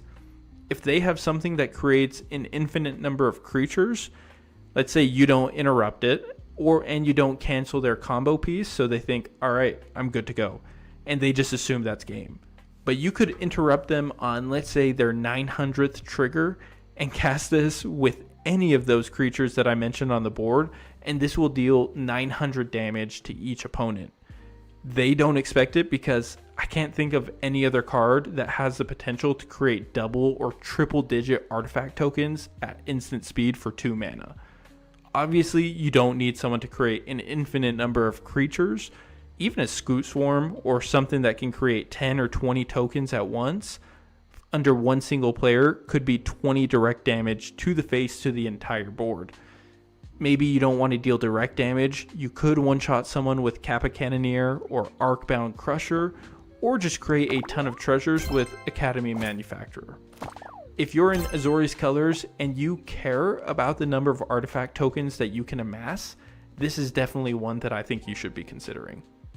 If this is your first time here or you're a longtime viewer, please consider joining us in the Unpopular MTG Patreon to get access to the Discord. We discuss all things underrated cards, and I share my thoughts on several of these cards before the videos are released to just have fun discussions with the group. Our next card is Analyze the Pollen, which is in 12,066 decks. I typically don't play tutors, but this is one that I'm fine with playing. It is a 1-mana sorcery that says, as an additional cost to cast this spell, you may collect Evidence 8. I'm going to read this once because this will come up on some cards. Collect Evidence says, exile cards with total mana value 8 or greater from your graveyard. So, search your library for a basic land card. If Evidence was collected, instead, search your library for a creature or a land card. Reveal that card, put it into your hand, then shuffle. So yeah, as I mentioned, I don't normally play tutors, but I'm totally fine with this with the extra hoops that I have to jump through, and it's just unpopular in general. And if you're saying, well, that's not really much of an additional requirement for a tutor, you're absolutely right. Like, I totally agree with you. Worst case, this gives you a basic land, which in many cases can save your butt if you were going to miss a land drop that turn. But in the case that you do collect Evidence for the additional cost, you can tutor any creature in your deck right to your hand for just 1 mana. And the other really nice part is that you can search for any land, and not just basic land. It's not quite like the Game Changer crop rotation because it doesn't put it directly onto the battlefield. But unlike crop rotation, you can still tutor for literally any busted land without having to sacrifice a land as an additional cost.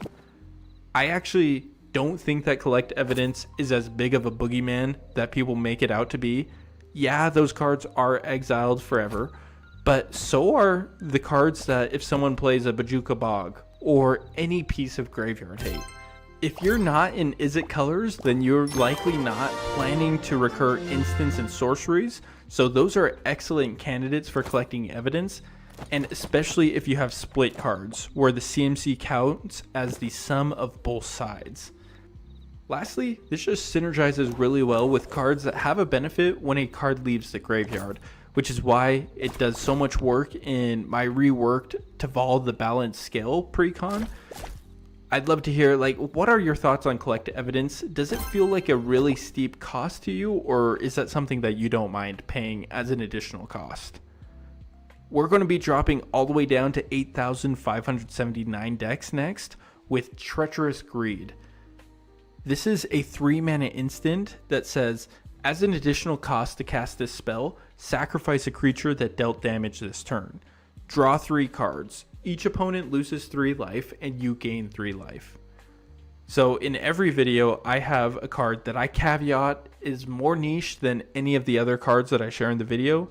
And this is the card today that gets that caveat.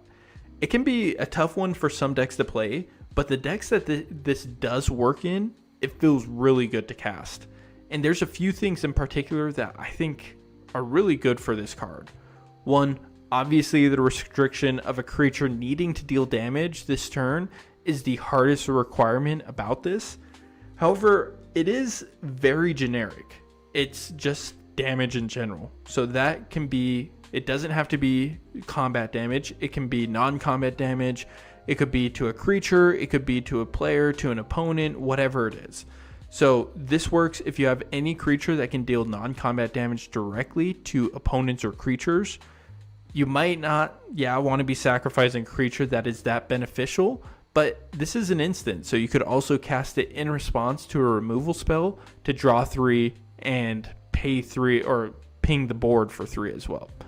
The second part that is nice is that you sacrifice a creature, so that triggers death effects, and that's in colors that care about it. You know, Orzhov is always looking for death triggers. The third thing, other than having creatures that can deal non-combat damage, this goes great in token decks or decks that have the ability to give your creatures first strike. So you could either have a ton of 1/1s without flying, or even just a few 1/1s with flying. Then those creatures, they attack, you get by with a single 1/1 flyer, and then you can just sacrifice it after combat to draw 3 cards and pretty much lightning bolt all of your opponents and gain that life too. Or if you have a token or small creature with first strike, you could attack or block, then sacrifice a creature between the first strike damage and the other creature dealing the damage deals it back. So that might be a little more narrow of a use case, but it still does exist if you have creatures with first strike. So yeah, I've never had a problem casting this card as much as people might think, because the decks that I choose to run this in really don't have any issues, because I have just a lot of tokens that can deal damage to my opponents. Next up, we have Connecting the Dots, which is an 8,423 dex. This card costs 2 mana for an enchantment that says, whenever a creature you control attacks, exile the top card of your library face down. Then for 1 generic and 1 red, discard your hand, sacrifice Connecting the Dots. Put all cards exiled with Connecting the Dots into their owner's hands. So yeah, this card is an excellent card draw spell in red, and one that can actually go positive as opposed to just replacing itself. You know, there's so many cards in red that say you need to discard something and then draw 2 cards. So after the card that you discard and the card itself drawing, you just lost 2 in order to draw 2. What's nice about the attack clause on this card is that it triggers for each creature, not just 1 or more, or when they attack each opponent. So having 3 creatures attack across 2 different turns would already be 6 cards that you're ready to draw. The last 2 things that I'll say about this is that you discard your hand, so it works really well in discard decks, or cards that care about the number of cards you discard for filling up your graveyard. The other aspect is that it puts the cards directly into your hand. You don't draw them. So in the rarer instances that someone is actually playing anti-card draw stacks pieces, this can evade that, which is, yeah, great. I'd love to hear if anyone has ever played this card, what they think of it. We're halfway through. Our next card is Deadly Cover-Up, which is in 7,668 decks. This is a 5-mana sorcery that says, as an additional cost to cast this spell, you may collect Evidence 6. Destroy all creatures. If evidence was collected, exile a card from an opponent's graveyard, then search its owner's graveyard, hand, and library for any number of cards with that name and exile them. That player shuffles, then draws a card for each card exiled from their hand this way. There's actually a lot to talk about this card. First of all, it's nothing like extraordinary as a board wipe. It only hits creatures and it is a destroy board wipe, not exile. But if you are in the market for a typical creature board wipe, then this is an option that I really like. The first time I ever read this, I glazed over this and I thought that the collect evidence clause was pretty useless in this case if you're not going against a deck that plays cards with multiple copies like Heir Apparent or any of those other ones. But this is actually a lot stronger than you think, and for 3 reasons in particular. One is that you can permanently get rid of a troublesome card that an opponent has been recurring or could easily recur from the graveyard, and so having that gone completely is nice insurance. The second thing is that even though you know for a fact that a person is only playing 1 copy of a card, you can still search their hand. You won't find the additional copies, but looking at someone's hand as a result of casting a board wipe will give you perfect knowledge of what answers or threats they have in their hand. You don't have to exile a threat from someone's graveyard. You can just pick the player who you're most worried about, or pick the control player to see how many counterspells they have in hand or something. Here are the 3 most popular new cards from Thunder Junction in the 99 of Commander decks. First off is Lavaspur Boots, a 1-cost equipment that gives equipped creature +1/+0, haste, and ward 1, and can equip for 1 mana. This is being compared to Lightning Greaves and Swiftfoot Boots, and I don't think it's anywhere near that power level, but the fact that this is only 1 mana means it can be tutored off of Urza's Saga, and it is just another cheap haste enabler. And that's why it's in 1,600 decks already. Next up is Great Train Heist. This is a 1-cost but not really red instant with Spree that allows you to get an extra combat, boost up your creatures, give them first strike, and makes it so whenever you're dealing combat damage to a player, you can create treasure tokens or any combination of those effects. Spree is a crazy powerful mechanic, and this is really good in any red-based creature deck, so it's in over 1900 decks already. And finally, the most popular card in the 99 is actually Tiny Bones the Pickpocket, a 1-cost 1/1 with Death Touch that whenever it's dealing combat damage to a player, you can cast a non-land permanent from that player's graveyard. This card is both graveyard hate and card advantage, allowing you to cast your opponent's best things from their graveyards. It's in over 2300 decks already. Here are the three. Something like that. And the third thing that is actually pretty insane that comes directly from the rules of this card, it says, unlike many other effects of this kind, Deadly Cover-Up allows you to exile a basic land. Granted, a basic land has to be in the graveyard, but that is like absolutely hilarious. If it's a monocolored deck, exiling all the basic lands from their hand, graveyard, and deck could just absolutely cripple them for the rest of the game. This could work in Dimir mill decks where you can get a basic land in their graveyard really easily by having them mill it. You could exile, 15 or 20 plus basic lands of a monocolored deck, and maybe they'll draw 1 or 2 because they had those in their hand. But the next turn, if they drew 2, then they might have to discard that. The last thing is this also works with Rakdos if you play something like Sundering Eruption or Stone Rain. But yeah, just like most of the cards that I covered today, there are just like small wordings that are super easy to overlook, but it makes a total difference once you actually realize what the card can do. For the last 4, I'm actually just going to rapid fire them because they're great cards. I want to call attention to them, but reading the cards pretty much explains them. We have Extract a Confession, which is in 7,360 decks. This card costs 2, and it says, as an additional cost to cast a spell, you may collect Evidence 6. Each opponent sacrifices a creature. If evidence was collected, instead, each opponent sacrifices a creature with the greatest power among creatures they control. So yeah, really good effect, even with the base, but once you have the collect evidence, it's even more powerful. I'm curious if you prefer having something sacrifice their creature with the most power, or do you like the route that Soul Shatter goes, where they have to sacrifice the creature with the highest CMC instead of power. Next up, we have Get a Leg Up, which is in 6,572 decks. This costs 1, it's an instant, and says, until end of turn, target creature gets +1/+1 for each creature you control and gains reach. This card can realistically enable one-shots with a commander in like Selesnya token decks after no blocks have been declared against your commander.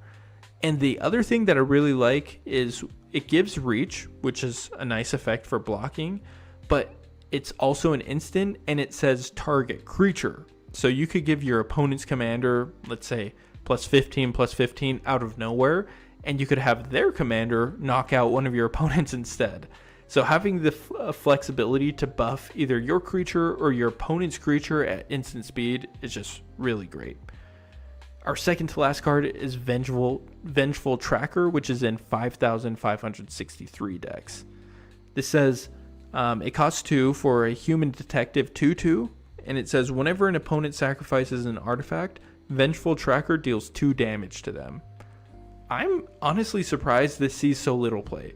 2 mana is so cheap, it's asymmetric, and what I mean by that is it doesn't hurt you when you sacrifice an artifact, it only hurts opponents. So it's a great silver bullet against some of the most prominent cards in Commander, which is treasures, clues, and foods. Worst case scenario, this is a 2 mana creature that is good enough and strong enough to flush out removal that an opponent otherwise could have used on one of your big creatures instead. And our last card today is Urgent Necropsy, which is in 2,306 decks. This is an instant that says, as an additional cost to cast a spell, collect Evidence X, where X is the total mana of the permanents this spell targets. Destroy up to 1 target artifact, up to 1 target creature, up to 1 target enchantment, and up to 1 target planeswalker. I've actually come to love this card. I've already mentioned that I do not see Collect Evidence as a problem. This is great because it's instant speed, and you have the chance to 4-for-1 the table. And there's always tokens on the board, so You could just remove tokens for free because they don't have any mana values. So no additional collect evidence costs are needed for creatures or artifact tokens that you want to remove. If you're not planning to recur instants and sorceries, like I said, in Golgari, you could just exile something like a Flare of Malice or any others like that and destroy a creature, a target artifact, enchantment, or planeswalker. And that's pretty great for 4 mana if you ask me. But yeah, that's everything that I have today. Like I said,